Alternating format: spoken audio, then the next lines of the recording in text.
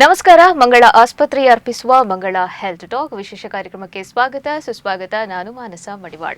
ವೀಕ್ಷಕರೇ, ಇವತ್ತಿನ ಸಂಚಿಕೆಯಲ್ಲಿ ನಾವು ರೋಬೋಟಿಕ್ಸ್ ಹಾಗೆಯೇ ಲ್ಯಾಪ್ರೋಸ್ಕೋಪಿಕ್ ಸರ್ಜರಿ ಅನ್ನುವಂತಹ ವಿಚಾರದ ಕುರಿತಾಗಿ ಒಂದಷ್ಟು ಮಾಹಿತಿಯನ್ನ ಪಡ್ಕೊಳ್ಳಿಕ್ಕಿದ್ದೇವೆ. ಆದರೆ ಈ ಎಪಿಸೋಡ್ ಬಂದು ಸ್ವಲ್ಪ ಸ್ಪೆಷಲ್ ಬಿಕಾಸ್ ಮಂಗಳ ಆಸ್ಪತ್ರೆಗೆ ನುರಿತ ವೈದ್ಯರೊಬ್ಬರು ಸೇರ್ಪಡೆಯಾಗಿದ್ದಾರೆ. ಅವರನ್ನ ಇವತ್ತು ಇಂಟರ್ವ್ಯೂ ಮಾಡ್ತಾ ಅವರ ಬಗ್ಗೆ ಒಂದಷ್ಟು ಸಾಹಸ ಕಥೆಗಳನ್ನೆಲ್ಲ ಕೇಳ್ತಾ ಇವತ್ತಿನ ಕಾರ್ಯಕ್ರಮದಲ್ಲಿ ನಾವು ರೋಬೋಟಿಕ್ಸ್ ಹಾಗೆಯೇ ಲ್ಯಾಪ್ರೋಸ್ಕೋಪಿಕ್ ಸರ್ಜರಿ ಅನ್ನುವಂತಹ ವಿಚಾರದ ಕುರಿತಾಗಿ ಮಾಹಿತಿಯನ್ನ ಪಡ್ಕೊಳ್ಳೋ ಜೊತೆಗೆ ಹರ್ನಿಯಾ ಆಗಿರ್ಬೋದು, ಇನ್ನಂಥ ಆರೋಗ್ಯ ಸಮಸ್ಯೆಗಳ ಕುರಿತಾಗಿ ಇನ್ನೊಂದಷ್ಟು ಮಾಹಿತಿಯನ್ನು ಕೂಡ ಪಡ್ಕೊಳ್ಳೋ. ಸೊ ಮೊದಲೇದಾಗಿ ನಮ್ಮ ಅತಿಥಿ ವೈದ್ಯರನ್ನ ಕಾರ್ಯಕ್ರಮಕ್ಕೆ ಪ್ರೀತಿಪೂರ್ವಕವಾಗಿ ಸ್ವಾಗತ ಮಾಡುವಂತಹ ಹೊತ್ತು. ಇವತ್ತು ನಮ್ಮ ಜೊತೆ consultant general surgeon, laparoscopic and robotic gastro surgeon, bariatrics and hernia surgeon doctor Keerthiraj ಅವರಿದ್ದಾರೆ. ಬನ್ನಿ ಅವರನ್ನ ಕಾರ್ಯಕ್ರಮಕ್ಕೆ ಸ್ವಾಗತ ಮಾಡುವ. ಡಾಕ್ಟರ್ ಕೀರ್ತಿರಾಜ್, ಕಾರ್ಯಕ್ರಮಕ್ಕೆ ಸ್ವಾಗತ. Thank you. ಎಸ್ ವೀಕ್ಷಕರೇ, 25 ವರ್ಷಗಳ ಹಿಂದಿನ ವೈದ್ಯಕೀಯ ಕ್ಷೇತ್ರಕ್ಕೂ ಇವಾಗಿನ ವೈದ್ಯಕೀಯ ಕ್ಷೇತ್ರಕ್ಕೂ ತುಲನೆಯನ್ನ ಮಾಡಿದ್ರೆ ಅಲ್ಲಿ ನಮಗೆ ಅಜಗಜಾಂತರ ವ್ಯತ್ಯಾಸ ನಮಗೆ ಕಂಡುಬರುತ್ತೆ. ಮೊದಲೆಲ್ಲ ಯಾರಾದರೂ ಶಸ್ತ್ರಚಿಕಿತ್ಸೆಗೆ ಒಳಗಾಗಿದ್ರೆ ಅವರಿಗೆ ವರ್ಷಗಳೇ ಬೇಕಿತ್ತು ಗುಣಮುಖ ಆಗೋದಿಕ್ಕೆ. ಆದರೆ ಇದೀಗ ತಿಂಗಳುಗಳು ಅಷ್ಟೇ ಸಾಕಾಗಿರುವಂಥದ್ದು. ಯಾಕೆಂದ್ರೆ ಆಧುನಿಕ ತಂತ್ರಜ್ಞಾನವನ್ನ ಬಳಸಿಕೊಂಡು ವೈದ್ಯಕೀಯ ಕ್ಷೇತ್ರದಲ್ಲಿ ಹಲವಾರು ಬದಲಾವಣೆಗಳನ್ನ ತಗೊಂಡು ಬಂದಿದ್ದಾರೆ. ಇನ್ನು ನಮ್ಮ ದಕ್ಷಿಣ ಕನ್ನಡ ಜಿಲ್ಲೆ ಹಾಗೇನೆ ಉಡುಪಿ ಜಿಲ್ಲೆ ಅಂತ ಹೇಳಿದ್ರೆ ವೈದ್ಯಕೀಯ ಕ್ಷೇತ್ರದ ತವರೂರು ಅಂತಾನೆ ಕರೀತಾರೆ. ಸೊ ಇಲ್ಲಿರುವಂತಹ ಪ್ರತಿಷ್ಠಿತ ಆಸ್ಪತ್ರೆಗಳು ಹಲವಾರು ರೀತಿಯಾದಂತಹ ನೂತನ ತಂತ್ರಜ್ಞಾನವನ್ನ ಬಳಸಿಕೊಂಡು ರೋಗಗಳನ್ನ ಗುಣಮುಖ ಪಡಿಸಿ ಹಲವಾರು ಹೆಸರನ್ನ ನಮ್ಮ ಜಿಲ್ಲೆಗೆ ತಂದುಕೊಟ್ಟಿದ್ದಾರೆ ಅಂತಾನೆ ಹೇಳ್ಬೋದು. ಅಂತಹದ್ದೇ ಪ್ರತಿಷ್ಠಿತ ವೈದ್ಯಕೀಯ ಸಂಸ್ಥೆಗಳಲ್ಲಿ ಒಂದಾಗಿರುವಂತಹ ಮಂಗಳ ಆಸ್ಪತ್ರೆಗೆ ಇದೀಗ ನುರಿತ ವೈದ್ಯರೊಬ್ಬರು ಬಂದಿರುವಂತದ್ದು ಬಹಳಷ್ಟು ಖುಷಿಯನ್ನ ಕೊಡ್ತಾ ಇದೆ. ಸೊ ನಮ್ಮ ಡಾಕ್ಟರ್ ಬಗ್ಗೆ ಇನ್ನೊಂದಷ್ಟು ಮಾಹಿತಿಯನ್ನ ಕಲೆ ಹಾಕ್ತಾ ನಾವು ಇವತ್ತು ತಗೊಂಡಂತಹ topic robotics and laparoscopic surgery, ಈ ವಿಚಾರದ ಕುರಿತಾಗಿ ಕೂಡ ಮಾಹಿತಿಯನ್ನ ಪಡ್ಕೊಳ್ಳುವ. So let us go to the doctor. Yes doctor, ಈಗ ನಿಮ್ಮ ಬಗ್ಗೆ ನಾನು ಇನ್ಫಾರ್ಮೇಶನ್ ಅನ್ನ ಕೊಟ್ಟೆ, ಬಟ್ ನಿಮ್ಮ ಬಗ್ಗೆ ಇನ್ನಷ್ಟು ಮಾಹಿತಿಯನ್ನ ನಾವು ತಿಳ್ಕೊಳ್ಬೇಕು. ಸೊ ನಿಮ್ಮ ಒಂದು ವೈದ್ಯಕೀಯ ಕ್ಷೇತ್ರದಲ್ಲಿ ಯಾವ ಒಂದು ಕ್ಯಾಟಗರಿಯಲ್ಲಿ ನೀವು ಕೆಲಸವನ್ನ ಮಾಡ್ತಿದ್ದೀರಿ, ಜೊತೆಗೆ ಎಷ್ಟು ವರ್ಷದ ಎಕ್ಸ್ಪೀರಿಯನ್ಸ್ ಇದೆ ಡಾಕ್ಟರ್ ನಿಮಗೆ? ನಾವು basically gastro surgeon, gastro intestinal surgeon ಅಂತ ಹೇಳುವಂಥದ್ದು. ಅಂದರೆ ಹೊಟ್ಟೆ ಒಳಗಡೆ ಇರುವಂಥ ಆರ್ಗನ್ಸ್ ಮೇಲೆ, ಈಗ ಲಿವರ್ ಇರ್ಬೋದು, ಕರುಳು ಇರ್ಬೋದು, ಗಾಲ್ ಬ್ಲಾಡರ್ ಇರ್ಬೋದು, ಅದರ ಮೇಲೆ ಆಪರೇಟ್ ಮಾಡುವಂಥ ಸರ್ಜನು ಗ್ಯಾಸ್ಟ್ರೋ ಸರ್ಜನ್. ಸೊ ಇದನ್ನು ನಾನು ಸ್ಪೆಷಲೈಸ್ ಲ್ಯಾಪ್ರೋಸ್ಕೋಪಿ ಮತ್ತು ರೊಬೋಟಿಕ್ಸಲ್ಲಿ ಮಾಡಿದ್ದೇನೆ. ಅಂದರೆ ಇದೇ ಸರ್ಜರಿನ ಓಪನ್ ಮಾತ್ರ ಅಲ್ಲದೆ ಅದನ್ನು ಲ್ಯಾಪ್ರೋಸ್ಕೋಪಿಕ್ ಇನ್ಸ್ಟ್ರೂಮೆಂಟ್ಸ್ ಆಗಲಿ ಅಥವಾ ರೊಬೋಟಿಕ್ ಟೆಕ್ನಾಲಜಿ ಯೂಸ್ ಮಾಡಿ ಮಾಡುವಂಥದ್ದು ನಮ್ಮ ಸ್ಪೆಷಲೈಸೇಷನು. ಸೊ ಇದರಿಂದಾಗಿ ಏನಾಗಿದೆ ಅಂತ ಹೇಳಿದರೆ ಈಗಿನ ಸಂದರ್ಭದಲ್ಲಿ ನಾವು we are able to give the best experience for the patients. ಅದು ಸೇಫ್ಟಿಯಲ್ಲಿರ್ಬೋದು, ಅದರ ಔಟ್ಕಮ್ಸ್ ಇರ್ಬೋದು, ರೆಡ್ಯೂಸಿಂಗ್ ದ ಕಾಂಪ್ಲಿಕೇಶನ್ಸ್ ಇರ್ಬೋದು. ಇದೆಲ್ಲ ನಾನು ಆ ಸ್ಪೆಷಲೈಸೇಷನಿಂದಾಗಿ I am able to do the best in this field ಅಂತ ಹೇಳುವಂಥದ್ದು. ಎಕ್ಸ್ಪೀರಿಯನ್ಸ್ ಅಂತ ಹೇಳಿದ್ರೆ I have been in this field for the last 10-15 years. So ಹಾಗೆ, so for the last 15 years we have been doing this same gastro surgery. ಈಗ advanced technology platform ಅಂತ ಹೇಳಿದ್ರೆ ರೊಬೋಟಿಕ್ಸು ನಾವು ಮಾಡ್ಲಿಕ್ಕೆ ಸ್ಟಾರ್ಟ್ ಮಾಡಿದ್ದೇವೆ. ಓಕೆ, ಸೊ ಈ ಒಂದು ಸ್ಪೆಷಲೈಸೇಷನ್ಸ್ ಎಲ್ಲ ಪರ್ಸ್ಯೂ ಮಾಡಿದ್ದು ಎಲ್ಲಿ ನೀವು? ನನ್ನ ಬೇಸಿಕ್ MBBS ಡಿಗ್ರೀಸ್ ಮಾಡಿದ್ದು ನಾನು ಮಂಗಳೂರಲ್ಲಿ NFI ಮೆಡಿಕಲ್ ಕಾಲೇಜಲ್ಲಿ ನಾನು MBBS ಮಾಡಿದೆ. ಅದರ ನಂತರ ಫಾರ್ ಪೋಸ್ಟ್ ಗ್ರ್ಯಾಜುಯೇಷನ್ ನಾನು ಬೆಂಗಳೂರು ಹೋಗಿದ್ದೆ. ಪೋಸ್ಟ್ ಗ್ರ್ಯಾಜುಯೇಷನ್ ಆದ ನಂತರ ಸುಮಾರು ವರ್ಷಗಳ ಕಾಲ ನಾನು ಅಬ್ರಾಡ್ ಕೆಲಸ ಮಾಡಿದ್ದೆ. ಅಬ್ರಾಡಲ್ಲಿ ಒಂದು 4-5 ವರ್ಷಗಳು ಇದ್ದು ಈಗ ಸದ್ಯಕ್ಕೆ ನಾನು ಮಂಗಳೂರು ಬರಬೇಕು ಅಂತ ಒಂದು ಕಾರಣ ಇದ್ದರೆ ಅದು ನನ್ನ ಹೋಮ್ ಟೌನ್. ಮಂಗಳೂರಲ್ಲಿ ನಾನು ಹುಟ್ಟಿ ಬೆಳೆದಿದ್ದು. ಸೊ ಅಬ್ರಾಡಿಂದ ವಾಪಸ್ ಬಂದು ಮಂಗಳೂರಲ್ಲಿ ಸ್ವಲ್ಪ ಕಾಲ ಇದ್ದು ನಾನು ಪುನಃ ಸೂಪರ್ ಸ್ಪೆಷಲೈಸೇಷನ್ಗೆ ನಾನು ಕೊಯಂಬತ್ತೂರು ಹೋದೆ.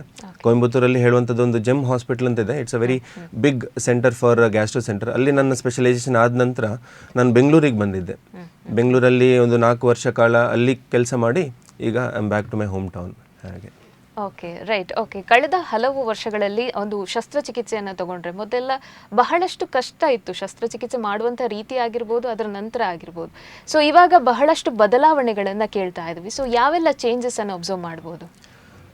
ಬದಲಾವಣೆಗಳು ಅಂತ ಹೇಳಿದರೆ, ಈಗ ಓಲ್ಡನ್ ಟೈಮ್ಸಲ್ಲಿ ಹಳೆಗಾಲದಲ್ಲಿ ನಾವು ಓಪನ್ ಸರ್ಜರೀಸೇ ಮಾಡ್ತಾ ಇದ್ವಿ. ಎಲ್ಲರದ ಒಂದು ಪರ್ಸೆಪ್ಷನ್ ಏನಿತ್ತು, ಸರ್ಜರಿ ಅಂದರೆ ಕರೆಕ್ಟಾಗಿ ಮಾಡಬೇಕು ಅಂತ ಹೇಳಿದರೆ ಓಪನ್ ಸರ್ಜರಿನೇ ಮಾಡಬೇಕು, ಅದರಲ್ಲೇ ಎಲ್ಲ ಸರಿಯಾಗಿ ಮಾಡ್ಲಿಕ್ಕೆ ಆಗುವಂಥದ್ದು. ಈ ಚಿಕ್ಕ ಚಿಕ್ಕ ತೂತಲ್ಲಿ ಹಾಕಿ ಮಾಡುವಂಥದ್ದೆಲ್ಲ ರಿಸ್ಕಿ, ಅದರಲ್ಲಿ ಸರಿ ಮಾಡ್ಲಿಕ್ಕೆ ಆಗೋದಿಲ್ಲ, ಡೇಂಜರ್ ಅಂತೇಳಿ. But as the technology improved ಅಲ್ವಾ, ನಮ್ಮ ಅದರ ನಾವು ಯೂಸ್ ಮಾಡುವಂಥ ಇನ್ಸ್ಟ್ರೂಮೆಂಟ್ಸ್ ಇರ್ಬೋದು, ಕ್ಯಾಮ್ರಾಸ್ ಇರ್ಬೋದು, it has evolved so much. ಅದರಿಂದಾಗಿ ನಮಗೆ ವಿಸಿಬಿಲಿಟಿ ಸೋ ಗುಡ್. ಈಗ ಎಲ್ಲ ಹೈ ಡೆಫಿನೇಷನು 4K ನಮಗೆ ವಿಜುವಲ್ ಔಟ್ಪುಟ್ಸ್ ಬರ್ತದೆ. ಓಕೆ. ಸೊ ಈಗ ನಾವು ಕಣ್ಣಲ್ಲಿ ನೋಡೋಕ್ಕಿಂತ ಇನ್ನೂ ಆ್ಯಕ್ಚುಲಿ ಬೆಟರ್ ಆಗಿ ನಮಗೆ ಇಮೇಜ್ ಕಾಣ್ತದೆ. ಈಗ ಫಾರ್ ಎಕ್ಸಾಂಪಲ್ ಒಂದು ಆರ್ಗನ್ನ ಒಳಗಡೆ ಹೊಟ್ಟೆೊಳಗಡೆ ನೋಡಬೇಕು ಅಂತಿದ್ರೆ ನಾವು ಕ್ಯಾಮ್ರಾ ಲ್ಯಾಪ್ರೋಸ್ಕೋಪಿ ಅಥವಾ ರೋಬೋಟಿಕ್ಸ್ ಯೂಸ್ ಮಾಡಿದಾಗ we get an high quality output.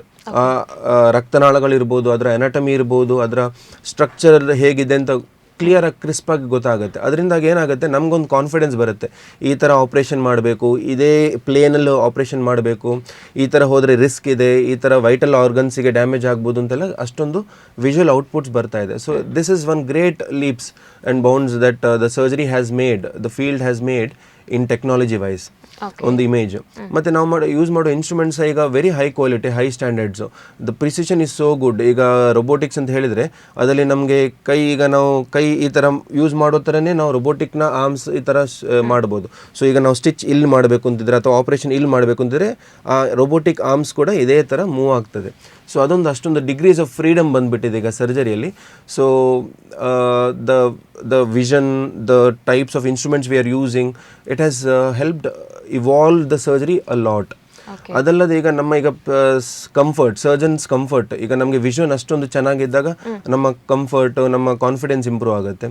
ಈಗ ಎಲ್ಲಿಯಾರು ನಮ್ಮ ಕೈಯಲ್ಲಿ ಶೇಕಿಂಗ್ ಇದ್ರೆ, ಶಿವರಿಂಗ್ ಇದ್ರೆ ಅದು ಸಹ ನಲ್ಲಿಫೈ ಆಗುತ್ತೆ, ನಮ್ಮ ಕಾನ್ಫಿಡೆನ್ಸ್ ಬೂಸ್ಟ್ ಆಗುತ್ತೆ. So there is so many other things that has evolved during this for the last 2 decades ಅಂತ ಹೇಳ್ಬೋದು. ರೈಟ್. ಓಕೆ. ಸೊ ಇವಾಗ ಶಸ್ತ್ರಚಿಕಿತ್ಸೆಯನ್ನು ಮಾಡುವಂಥ ಟೈಮಲ್ಲಿ ಅಥವಾ ಆ ಒಂದು ಶಸ್ತ್ರಚಿಕಿತ್ಸೆ ಬೇಕು ಅಂತ ಹೇಳುವಂಥ ಕಾಯಿಲೆಗಳ ಬಗ್ಗೆ ಮಾತನಾಡೋದಾದರೆ ಯಾವುದಕ್ಕೆಲ್ಲ ಈಗ ಯೂಶುವಲಿ ಸರ್ಜರಿ ಬೇಕಾಗುತ್ತೆ? ಸರ್ಜಿಕಲ್ ಪ್ರಾಬ್ಲಮ್ಸ್ ಅಂತ ಹೇಳಿದರೆ ಮೇಯ್ನ್ಲಿ ಅಲ್ಲಿ ಅವನ ಕ್ವಾಲಿಟಿ ಆಫ್ ಲೈಫ್ ಪ್ರಾಬ್ಲಮ್ ಆಗ್ತಾ ಇದೆ. ಈಗ ಫಾರ್ ಎಕ್ಸಾಂಪಲ್ ಮಸಲ್ ವೀಕ್ನೆಸ್ಸಿಂದಾಗಿ ಬರುವಂಥದ್ದು ಹರ್ನಿಯಾ. ಈಗ ಎಲ್ಲಿಯಾದರೂ ಅವನ ಹೊಕ್ಕಳಲ್ಲಿರ್ಬೋದು ಒಂದು ಬಲ್ಜ್ ಥರ ಕಾಣ್ತದೆ. ಅದು ಯಾಕಂತ ಹೇಳಿದ್ರೆ ಒಳಗಡೆ ಇರುವಂಥ ಮಾಂಸ ವೀಕ್ ಆಗಿ ಒಳಗಡೆ ಕರುಳು ಇರ್ಬೋದು ಅಥವಾ ಫ್ಯಾಟ್ ಏನಾರು ಇರ್ಬೋದು, ಅದನ್ನು ತಡಿಲಿಕ್ಕೆ ಆಗದ್ದು ಹೊರಡೆ ಬರುವಂಥದ್ದು. ಸೊ ಅದಕ್ಕೆ ಹೊರಡೆ ಬರುವಂಥದ್ದಕ್ಕೆ ಹರ್ನಿಯಾ ಹೇಳ್ತೇವೆ. Hernia is a structural problem. ಈಗ ಸ್ಟ್ರಕ್ಚರಲ್ ಪ್ರಾಬ್ಲಮನ್ನು ಸರಿ ಮಾಡಬೇಕು ಅಂತಿದ್ರೆ ಅದನ್ನು ನಾವು ಆ ಮಸಲ್ ಆರ್ಕಿಟೆಕ್ಚರ್ನ ಸ್ಟ್ರೆಂಥನ್ ಮಾಡಬೇಕು. ಈಗ ಅದಕ್ಕೆ ಸರ್ಜರಿನೇ ಬೇಕು. ಮೆಡಿಸಿನ್ ಕೊಟ್ಟು ಅಲ್ಲಿ ಸರಿ ಮಾಡ್ಲಿಕ್ಕೆ ಆಗೋದಿಲ್ಲ. ಬೇಸಿಕಲಿ ಅಲ್ಲೊಂದು ಹೋಲ್ ಥರ ಇರ್ತದೆ, ತೂತಾಗಿರ್ತದೆ. ಆ ತೂತನ್ನು ಮುಚ್ಚಿಬಿಟ್ಟು ಈಗ ನಾವು ಮೆಶ್ ಯೂಸ್ ಮಾಡ್ತೇವೆ. ಮೆಶ್ ಯೂಸ್ ಮಾಡಿದರೆ ಒಂಥರ it is adding more integrity to the structure ಅಂತ ಹೇಳುವಂಥದ್ದು ಆ ಥರ. ಇನ್ನೊಂದು ಹೇಳಬೇಕು ಅಂದರೆ ಈಗ ಫಾರ್ ಎಕ್ಸಾಂಪಲ್ ಪಿತ್ತಕೋಶದಲ್ಲಿ ತೊಂದರೆ ಹೇಳುವಂಥದ್ದು ಗಾಲ್ ಬ್ಲಾಡರ್ ಸ್ಟೋನ್ಸ್ ಅಂತ ಹೇಳಿರ್ಬೋದು. ಆ ಸ್ಟೋನ್ಸ್ ಕೆಲವರಿಗೆ ಸಿಂಪ್ಟಮ್ಸ್ ಇಲ್ಲದೇ ಇರ್ಬೋದು, ಆವಾಗ ಏನು ಬೇಕು ಅಂತಿಲ್ಲ. ಬಟ್ ಎಲ್ಲಿ ಸಿಂಪ್ಟಮ್ಸ್ ಸ್ಟಾರ್ಟ್ ಆಗುತ್ತೆ ಕೆಲವರಿಗೆ ಆವಾಗ ನೋವಾಗುವಂಥದ್ದು, ಏನಾದ್ರು ಊಟ ಮಾಡಿದಾಗ ಅಲ್ಲಿ ಒಂಥರ ಹೊಟ್ಟೆ ಉಪ್ಸ ಥರ ಆಗುವಂಥದ್ದು, ಮೇಲ್ಮೇಲೆ ಬರುವಂಥದ್ದು, ಎದೆಉರಿ ಆಗುವಂಥದ್ದು, ಗ್ಯಾಸ್ಟ್ರಿಕ್ ಆಗುವಂಥದ್ದು ಎಲ್ಲ ಸಿಂಪ್ಟಮ್ಸ್. ಕೆಲವರಿಗೆ ಇದೇ ಸ್ಟೋನಿಂದಾಗಿ ಇನ್ಫೆಕ್ಷನ್ ಆಗುತ್ತೆ. ಸೊ ಈಗ it becomes an indication for surgery ಮಾಡಬೇಕು ಅಂತ ಆ ಇಂಡಿಕೇಶನ್ ಇರ್ತದೆ. ಸೊ ಲ್ಯಾಪ್ರೋಸ್ಕೋಪಿಯಲ್ಲಿ ಆ ಗಾಲ್ ಬ್ಲಾಡರ್ ತೆಗೆಯುವಂಥದ್ದು, ಸ್ಟೋನ್ ತೆಗೆಯುವಂತೆಲ್ಲ ಮಾಡ್ತೇವೆ. ಅಪೆಂಡಿಕ್ಸ್ ಆಗುವಂಥದ್ದು, ಅಪೆಂಡಿಕ್ಸಲ್ಲಿ ಇನ್ಫೆಕ್ಷನ್ ಆಗುವಂಥದ್ದು. ಅಪೆಂಡಿಕ್ಸ್ ಎಲ್ಲರಿಗೂ ಇರ್ತದೆ, ಬಟ್ ಕೆಲವರಿಗೆ ಮಾತ್ರದಲ್ಲಿ ಇನ್ಫೆಕ್ಷನ್ ಆಗುವಂಥದ್ದು, ಆವಾಗ ಅದನ್ನು ಆಪರೇಷನ್ ಮಾಡಬೇಕಾಗುತ್ತೆ. ಕೆಲವರಿಗೆ ಕರುಳಲ್ಲಿ ತೊಂದರೆ ಆಗುವಂಥದ್ದು, ಕರುಳು ಬ್ಲಾಕ್ ಆಗುವಂಥದ್ದು, ಕರುಳು ಒಳಗಡೆ ಇನ್ನೊಂದು ಕರುಳು ಹೋಗುವಂಥದ್ದು, ಆ ಥರದ್ದೆಲ್ಲ ತೊಂದರೆ ಇರ್ತದೆ. ಮತ್ತು ಈಗಿನ ಇವಾಲ್ವಿಂಗ್ ಪ್ರಾಬ್ಲಮ್ಸ್ ಲೈಕ್ ಈಗ ಟ್ಯೂಮರ್ ಆಗುವಂಥದ್ದು, ಗೆಡ್ಡೆಗಳು ಬೆಳ್ಕೊಳ್ಳುವಂಥದ್ದು, ಕ್ಯಾನ್ಸರ್ ಆಗುವಂಥದ್ದು, ಇದೆಲ್ಲ this and all warrants surgery. ಮತ್ತು ಈಗ ಒಬೆಸಿಟಿ ರಿಲೇಟೆಡ್ ಅದಕ್ಕೆ ಸಪ್ರೇಟ್ ಆಗಿ ಇಂಡಿಕೇಶನ್ಸ್ ಇರ್ತದೆ. So these are the many common problems what we encounter in surgery. Okay. So ಇವಾಗ ಹರ್ನಿಯಾ ಬಗ್ಗೆ ಮಾತಾಡ್ತಾ ಇದ್ರಿ, ಗಾಲ್ ಬ್ಲಾಡರ್ ಬಗ್ಗೆ ಮಾತಾಡಿದ್ರಿ. Let us segregate that. So ಇವಾಗ ಹರ್ನಿಯಾವನ್ನು ತಗೊಂಡ್ರೆ ಯಾವ ವಯಸ್ಸಿಂದ ಯಾವ ವಯಸ್ಕರಿಗೆ ಈ ಒಂದು ಹರ್ನಿಯಾ ಸಮಸ್ಯೆ ಬರ್ಬೋದು? ನಾನು ಹೇಳಿದಾಗೆ hernia is more of a structural problem. So ವಯಸ್ಸು ಅಂತ ಹೇಳುವಂಥದ್ದು it is not very specific, ಈ ವಯಸ್ಸಿನವರಿಗೆ ಬರುವಂಥದ್ದು ಅಂತ ಇಲ್ಲ. ಯಾಕಂತ ಹೇಳಿದ್ರೆ ಈ ಹರ್ನಿಯಾ ಚಿಕ್ಕ ಮಕ್ಕಳಿಗೂ ಇರ್ತದೆ.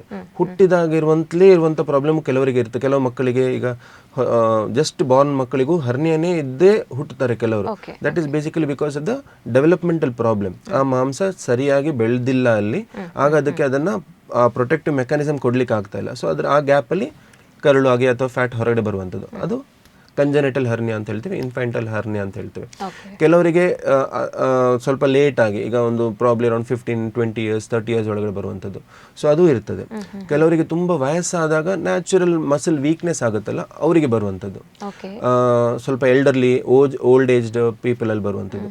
ಕೆಲವರಿಗೆ ಅವರ ಪ್ರೊಫೆಷನ್ ರಿಲೇಟೆಡ್ ಇರ್ತದೆ, ತುಂಬ ಭಾರ ಎತ್ತುವಂಥದ್ದು. ಕೆಲವರಿಗೆ ಹೆವಿ ವರ್ಕ್ ಮಾಡ್ತಾರಲ್ಲ, ಲೇಬರರ್ಸ್ ಇರ್ಬೋದು, ಅಂಥದವರಿಗೆಲ್ಲ ಜಾಸ್ತಿ ಆಗುವಂಥದ್ದು. ವೆಯ್ಟ್ ಲಿಫ್ಟ್ ಮಾಡೋವರಿಗೆ ಸ್ವಲ್ಪ ವೀಕ್ನೆಸ್ ಇದ್ದದ್ದು ಅವರಿಗೆ ಆಂಪ್ಲಿಫೈ ಆಗೋ ಹೋಗುತ್ತೆ. ಆ ಪ್ರೆಷರ್ ಇಲ್ಲಿ ಹೊಟ್ಟೆ ಒಳಗಡೆ ಜಾಸ್ತಿ ಆಗುತ್ತಲ್ಲ, ಆ ಪ್ರೆಷರಿಗೆ ಅದು ದೂಡ್ಕೊಂಡು ಹೊರಗಡೆ ಬರುತ್ತೆ. ಆ ಮಾಂಸ ಏನು ಸ್ವಲ್ಪ ವೀಕ್ನೆಸ್ ಇದ್ರು it can amplify the problems they. ಕೆಲವರಿಗೆ ಅವರಿಗೆ ಕೆಮ್ಮು ಸುಮಾರು ವರ್ಷಗಳಿಂದ ಕೆಮ್ಮಿ ಅದು ಪ್ರಾಬ್ಲಮ್ ಆಗುವಂಥದ್ದು. ಕೆಲವರಿಗೆ ಮೂತ್ರ ಹೋಗ್ಲಿಕ್ಕೂ ಪ್ರಾಬ್ಲಮ್ ಇದ್ದಾಗ ಆ ಪ್ರೆಷರ್ ಹಾಕಿ ಮೂತ್ರ ಮಾಡ್ತಾರೆ ಅಥವಾ ಮೋಷನ್ಗೆ ಪ್ರೆಷರ್ ಹಾಕುವಂಥದ್ದು, ಆ ಪ್ರೆಷರ್ ಜಾಸ್ತಿ ಆದಾಗ ಹರ್ನಿಯಾ ಆಗುವಂಥ ಚಾನ್ಸಸ್ ಇರ್ತದೆ. ಇನ್ನೊಂದು ಈಗ ನೋಡಿದ ಪ್ರಕಾರ ಓಲ್ಡನ್ ಟೆಕ್ನಿಕ್ಸ್ ಅಲ್ಲಿ ನೀವು ಕೇಳಿದ್ರಲ್ಲ ಅಡ್ವಾಂಟೇಜಸ್, ಓಪನ್ ಮಾಡಿ ಆಪರೇಷನ್ ಮಾಡ್ತಾ ಇದ್ರು. ಈಗ ಏನಾಗುತ್ತೆ, ಮಾಂಸ ವೀಕ್ ಆಗುತ್ತೆ. ಆಪರೇಷನ್ ಅಷ್ಟು ದೊಡ್ಡ ಕಟ್ ಮಾಡಿದಾಗ ಮಾಂಸ ವೀಕ್ ಆದಾಗ in future it becomes an hernia. ಆವಾಗ ನಾವು ಲ್ಯಾಪ್ರೋಸ್ಕೋಪಿ ಮಾಡಿ ಮಾಡಬೇಕಾಗತ್ತೆ. ಓಕೆ, ಇವಾಗ ಹರ್ನಿಯಾ ಆಗಿ ಸರ್ಜರಿ ಆಗಿದ್ದು ಅದೇ ಜಾಗದಲ್ಲಿ ಮತ್ತೆ ಪುನಃ ಹರ್ನಿಯಾ ಆಗೋ ಸಾಧ್ಯತೆ ಇರುತ್ತಾ? This incidence increases when if it is an open surgery. ಯಾಕಂತ ಹೇಳಿದ್ರೆ ಮಸಲ್ ಆಲ್ರೆಡಿ ವೀಕ್, ನಾವು ಅದನ್ನು ಪುನಃ ಓಪನ್ ಮಾಡಿದ್ರೆ ಅದು ವೀಕ್ನೆಸ್ ವಿಲ್ ವರ್ಸನ್. ಸೊ ಈಗ ಲ್ಯಾಪ್ರೋಸ್ಕೋಪಿ ನಾವು ಇಲ್ಲಿ ಕ್ಯಾಮ್ರಾ ಹಾಕಿ ದುರ್ಬಿನ್ ಹಾಕಿ ಅಥವಾ ಕೀ ಹೋಲ್ ಸರ್ಜರಿ ಮಾಡ್ತೇವಲ್ಲ, ಆಗ ಪುನಃ ನಾವು ಚಿಕ್ಕ ಕಟ್ಟಲೆ ಮಾಡ್ತೇವೆ. ಪುನಃ ಅಷ್ಟು ದೊಡ್ಡದಾಗಿ, ಈಗ ಹರ್ನಿ ಎಷ್ಟು ದೊಡ್ಡದಿದ್ರೆ ಅಷ್ಟು ದೊಡ್ಡದಾಗಿ ಆಪರೇಷನ್ ಮಾಡಬೇಕು ಅಂತಿಲ್ಲ. ಚಿಕ್ಕ ತೂತಲ್ಲಿ ಮಾಡಿ ಅಲ್ಲಿ ಅದನ್ನ ಏನು ತೂತಾಗಿದೆಯೋ ಅದನ್ನು ಮುಚ್ಚಿ ಮೆಶ್ ಹಾಕುವಂಥದ್ದು. So the incidence are significantly reduced. ಈಗ the technique of mesh placement ಇರ್ಬೋದು ಅಥವಾ the type of mesh we are using, the size of the mesh. ಈಗ ಒಂದೆರಡು ಸೆಂಟಿಮೀಟರ್ ಇದ್ರೆ we usually tell we should overlap about 5 centimetre more. ಈಗ ಚಿಕ್ಕ ಇಷ್ಟಿದ್ರು extra ನಾವು ಈ ಕಡೆನೂ ಓವರ್ಲ್ಯಾಪ್ ಮಾಡ್ತೇವೆ, ಆಗ ಪುನಃ ಬರುವಂಥ ಚಾನ್ಸಸ್ ಇರುವುದಿಲ್ಲ. It will cover the whole area. So that is a future proof thing ಅಂತ ಹೇಳಿ ಹಾಗೆ. ಓಕೆ, ಸೊ ಇವಾಗ ಗಾಲ್ ಬ್ಲಾಡರ್ ಸ್ಟೋನ್ಸ್ ಎಲ್ಲ ಏನು ಬರುತ್ತೆ, ಇದಕ್ಕೆ ಮೇನ್ ರೀಸನ್ ಬಂದು ಒಂದು ಫುಡ್ ಲೈಫ್ ಸ್ಟೈಲ್ ಅಂತ ಹೇಳ್ಬೋದು. ಇದು ಬಿಟ್ಟು ಬೇರೆ ಏನಾದರೂ ಕಾರಣಗಳಿದೆಯಾ? ಕೆಲವರಿಗೆ ಅದೇ the most common what we C right now is sedentary life style. ಈಗ ನಾವು ಎಷ್ಟು ತಿಂತೀವೋ ಅದನ್ನು ಕರಗಿಸೋದಿಲ್ಲ. ಹೆಚ್ಚಾಗಿ ಈಗ ಆಫೀಸ್ ವರ್ಕ್ ಇರ್ಬೋದು ಅಥವಾ ಒಂಥರ ಸೆಡೆಂಟರಿ ಲೈಫ್, ಅಷ್ಟೊಂದು ಆಕ್ಟಿವಿಟೀಸ್ ಇಲ್ಲದೆ, ಫಿಸಿಕಲ್ ಆಕ್ಟಿವಿಟೀಸ್ ಇಲ್ಲದಾಗ ಕ್ಯಾಲರಿ ಬಿಲ್ಡಪ್ ಆಗುತ್ತೆ. All the fat we eat is all stored. So ಅದು ಏನಾಗುತ್ತೆ ಅಂತ ಹೇಳಿದ್ರೆ ಪಿತ್ತದಲ್ಲಿ ಹೋಗಿ ಕೊಲೆಸ್ಟ್ರಾಲ್ ಸೆಡಿಮೆಂಟ್ಸ್ ಆಗುತ್ತೆ, ಕ್ರಿಸ್ಟಲೈಸೇಷನ್ ಆಗಿ ಸ್ಟೋನ್ಸ್ ಆಗುವಂಥದ್ದು. So the main reason is sedentary lifestyle. ನಮ್ಮ ಫುಡ್ ಹ್ಯಾಬಿಟ್ಸ್, ನೀವು ಹೇಳಿದಾಗೆ lifestyle, food habits, junk foods, ಇದೆಲ್ಲ. ಅದಲ್ಲದೆ very rarely this are the main contributing factors. Very rarely there can be problems with the anatomy it self. ಅಂದರೆ ಅಲ್ಲಿ ಆ ಸ್ಟ್ರಕ್ಚರಲ್ಲೇ problem ಇದ್ದಾಗ ಸ್ವಲ್ಪ, ಈಗ ನೀವು ನೋಡಿರ್ಬೋದು, ನದಿ ಕಂಟಿನ್ಯೂಸ್ ಹರಿತಾ ಹೋದರೆ ಅದಲ್ಲಿ ಕೆಳಗಡೆ ಕೂತ್ಕೊಳ್ಳುವಂಥ ಈ ಸೆಡಿಮೆಂಟ್ಸ್ ಕಮ್ಮಿ ಇರ್ತದೆ. ಏನಾದ್ರು ಸ್ಟಾಪ್ ಆಗಿ ಹೋದಾಗ ಅಲ್ಲಲ್ಲಿ ಸೆಡಿಮೆಂಟ್ಸ್ ಆಗುವಂಥದ್ದು. ಸೊ ಹಾಗೆ ಎನಟಮಿಲಿ ಏನಾದ್ರು ಪ್ರಾಬ್ಲಮ್ ಇದ್ರೆ ಅಲ್ಲಿ ಸ್ಲೋ ಆಗಿ ಹೋದಾಗ ಅಲ್ಲಿ ಕೆಲವೊಮ್ಮೆ ಸ್ಟೋನ್ ಆಗುವಂಥ ಚಾನ್ಸಸ್ ಇರ್ತದೆ. ಕೆಲವರಿಗೆ ದೇಹದಲ್ಲೇ ಸ್ಟೋನ್ ಉತ್ಪತ್ತಿ ಮಾಡುವಂಥ ಕಂಡೀಷನ್ಸ್ ಇರ್ತದೆ. ಕೆಲವೊಮ್ಮೆ ಹೈಪರ್ ಬಿಲಿರುಬಿನಿಯಂ ಅಂತ ಹೇಳೋದು, ನಮ್ಮ ಬ್ಲಡ್ ಸೆಲ್ಸಿಂದಲೇ ಬರುವಂಥದ್ದು ಇದು ಪಿತ್ತ. ಸೊ ಎಲ್ಲರೂ ಬ್ಲಡ್ ಸೆಲ್ಸ್ ಬ್ರೇಕ್ ಡೌನ್ ಆಗ್ತಾ ಇದೆ, ಎಲ್ಲೋ ಹಿಮೋಲೈಸಿಸ್ ಅಂತ ಹೇಳುವಂಥದ್ದು, ಆ ಥರ ಇದ್ದರೆ ಅವರಿಗೆ ಆ ಥರ ಚಾನ್ಸಸ್ ಇನ್ಕ್ರೀಸ್ ಆಗುತ್ತೆ. So these are the few of the reasons why people get gall stones. Okay, so ಆ ಸ್ಟೋನ್ಸ್ ಆಗಿದೆ ಅಂತ ಗೊತ್ತಾಗೋದಕ್ಕೆ ಕೆಲವೊಂದು symptoms. So can you name some few symptoms about them? ಈ ಗಾಲ್ ಸ್ಟೋನ್ಸ್ ಇದೆಯಲ್ಲ, ದೇ ಆರ್ ಮೇನ್ಲಿ ಎಸಿಂಪ್ಟಮ್ಯಾಟಿಕ್. ಈಗ ನಾವು ಏನು ಡಾಕ್ಟರ್ ಹತ್ರ ಬರ್ತಾರಲ್ಲ, that is very small number of people who come to surgeon seeking symptom free. ಅದೇ so ಅವರಿಗೆ ಈಗ ನೋಡಿದರೆ ನಾವು 100 ಜನರಲ್ಲಿ ನೋಡಿದರೆ ಹೆಚ್ಚಿನವರಿಗೆ ಸ್ಟೋನ್ಸ್ ಇರ್ತದೆ. ಈಗ ಒಂದು 25% ಅಂತ ಹೇಳುವಂಥದ್ದು ಇನ್ಸಿಡೆನ್ಸ್. 100 ಜನರಿಗೆ ಸ್ಕ್ಯಾನ್ ಮಾಡ್ತಾ ಹೋದರೆ 25 ಜನರಿಗೆ ಸ್ಟೋನ್ ಇರ್ತದೆ. ಬಟ್ ಎಲ್ಲ 25 ಜನರಿಗೆ ಆಪರೇಷನ್ ಬೇಕಾ ಅಥವಾ ಪ್ರಾಬ್ಲಮ್ ಇಲ್ಲದೇ ಇರಬಹುದು. ಇದರಲ್ಲಿ ಒಂದು 4-5% ಜನರಿಗೆ ಮಾತ್ರ ಆ ಪ್ರಾಬ್ಲಮ್ ಇರುವಂಥದ್ದು. ಪಿತ್ತಕೋಶದಲ್ಲಿ ಪ್ರಾಬ್ಲಮ್ ಇದ್ದವರಿಗೆ ನಾ ಹೇಳಿದ ಹಾಗೆ ಪೇಯ್ನ್ ಬರುವಂಥದ್ದು, ಊಟ ಮಾಡಿದಾಗ ಒಂಥರ ಹೊಟ್ಟೆ ಉಪ್ಸ ಥರ ಆಗುವಂಥದ್ದು, ಡಿಸ್ಟರ್ಬೆನ್ಸ್ ಆಗುವಂಥದ್ದು, ಅವರಿಗೆ ಕಾನ್ಸ್ಟೆಂಟ್ ಒಂಥರ ಡಿಸ್ಕಂಫರ್ಟ್, ಏನೋ ಇದೆ ತೇಗ್ ಬರ್ತಾ ಇರುವಂಥದ್ದು, ಹುಳಿ ತೇಗ್ ಬರುವಂಥದ್ದು, ಆ ಥರದ್ದು ಗ್ಯಾಸ್ಟ್ರಿಕ್ ಪ್ರಾಬ್ಲಮ್ ಕಾನ್ಸ್ಟೆಂಟ್ ಇರುವಂಥದ್ದು. ಸೊ ಎಸ್ಪೆಷಲಿ ಅವರಿಗೆ ಏನಾದ್ರು ಸ್ಪೆಷಲ್ ತಿಂದಾಗ, ಏನಾದ್ರು ಮದುವೆ ಊಟಕ್ಕೆ ಹೋದೆ ನಾನು ಅಥವಾ ಈ ಥರ ಇದು ಪಾರ್ಟಿ ಇತ್ತು ಅಲ್ಲೇನೋ ಸ್ಪೆಷಲ್ ತಿಂದೆ ಅಂತ ಹೇಳಿದಾಗ ಅವ್ರಿಗೆ ಈ ಸಿಂಪ್ಟಮ್ಸ್ ಜಾಸ್ತಿ ಆಗುವಂಥದ್ದು. ಕೆಲವೊಮ್ಮೆ ತುಂಬ ಜಾಸ್ತಿ ಆಗ್ತದೆ.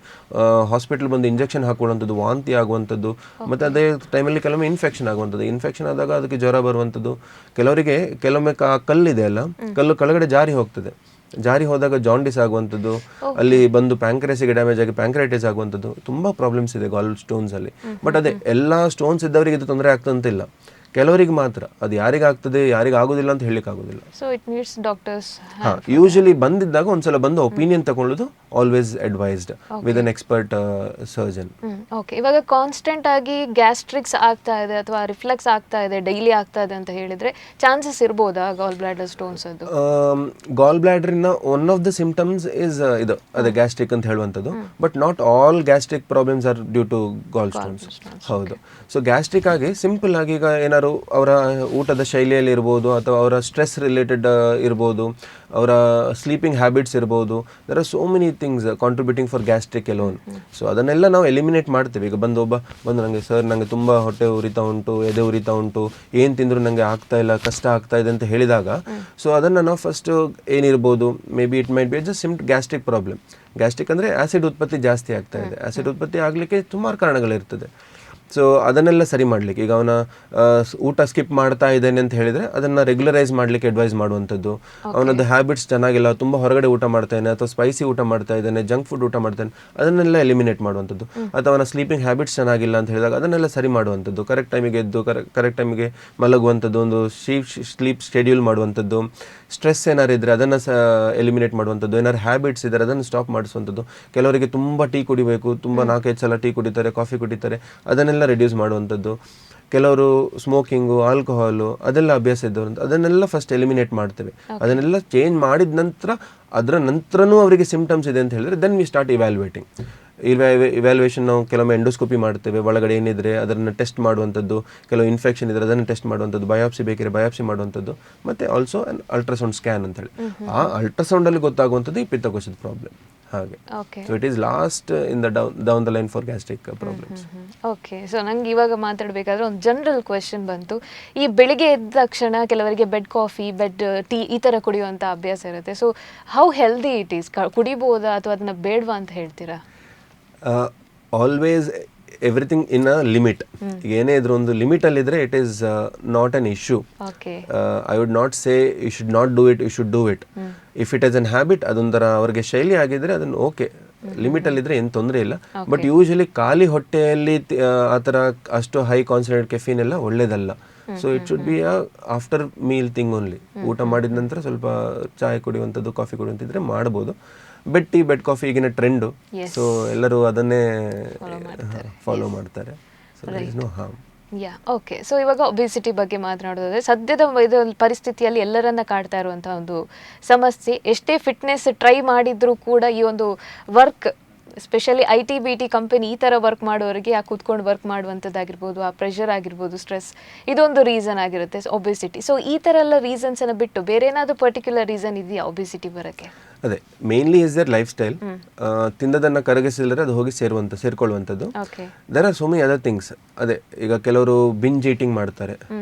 ಅವರ ಸ್ಟ್ರೆಸ್ ನೀವು ಕೇಳಿರ್ಬೋದು, ನಾನು ಟೆನ್ಷನ್ ಆದಾಗ ತುಂಬ ತಿಂತೇನೆ ಮಾರೆ, ಅದು ನಂಗೆ ತಿನ್ಬೇಕು ಅಂತ ಅನಿಸ್ತಾ ಉಂಟು ಅಂತೇಳಿ.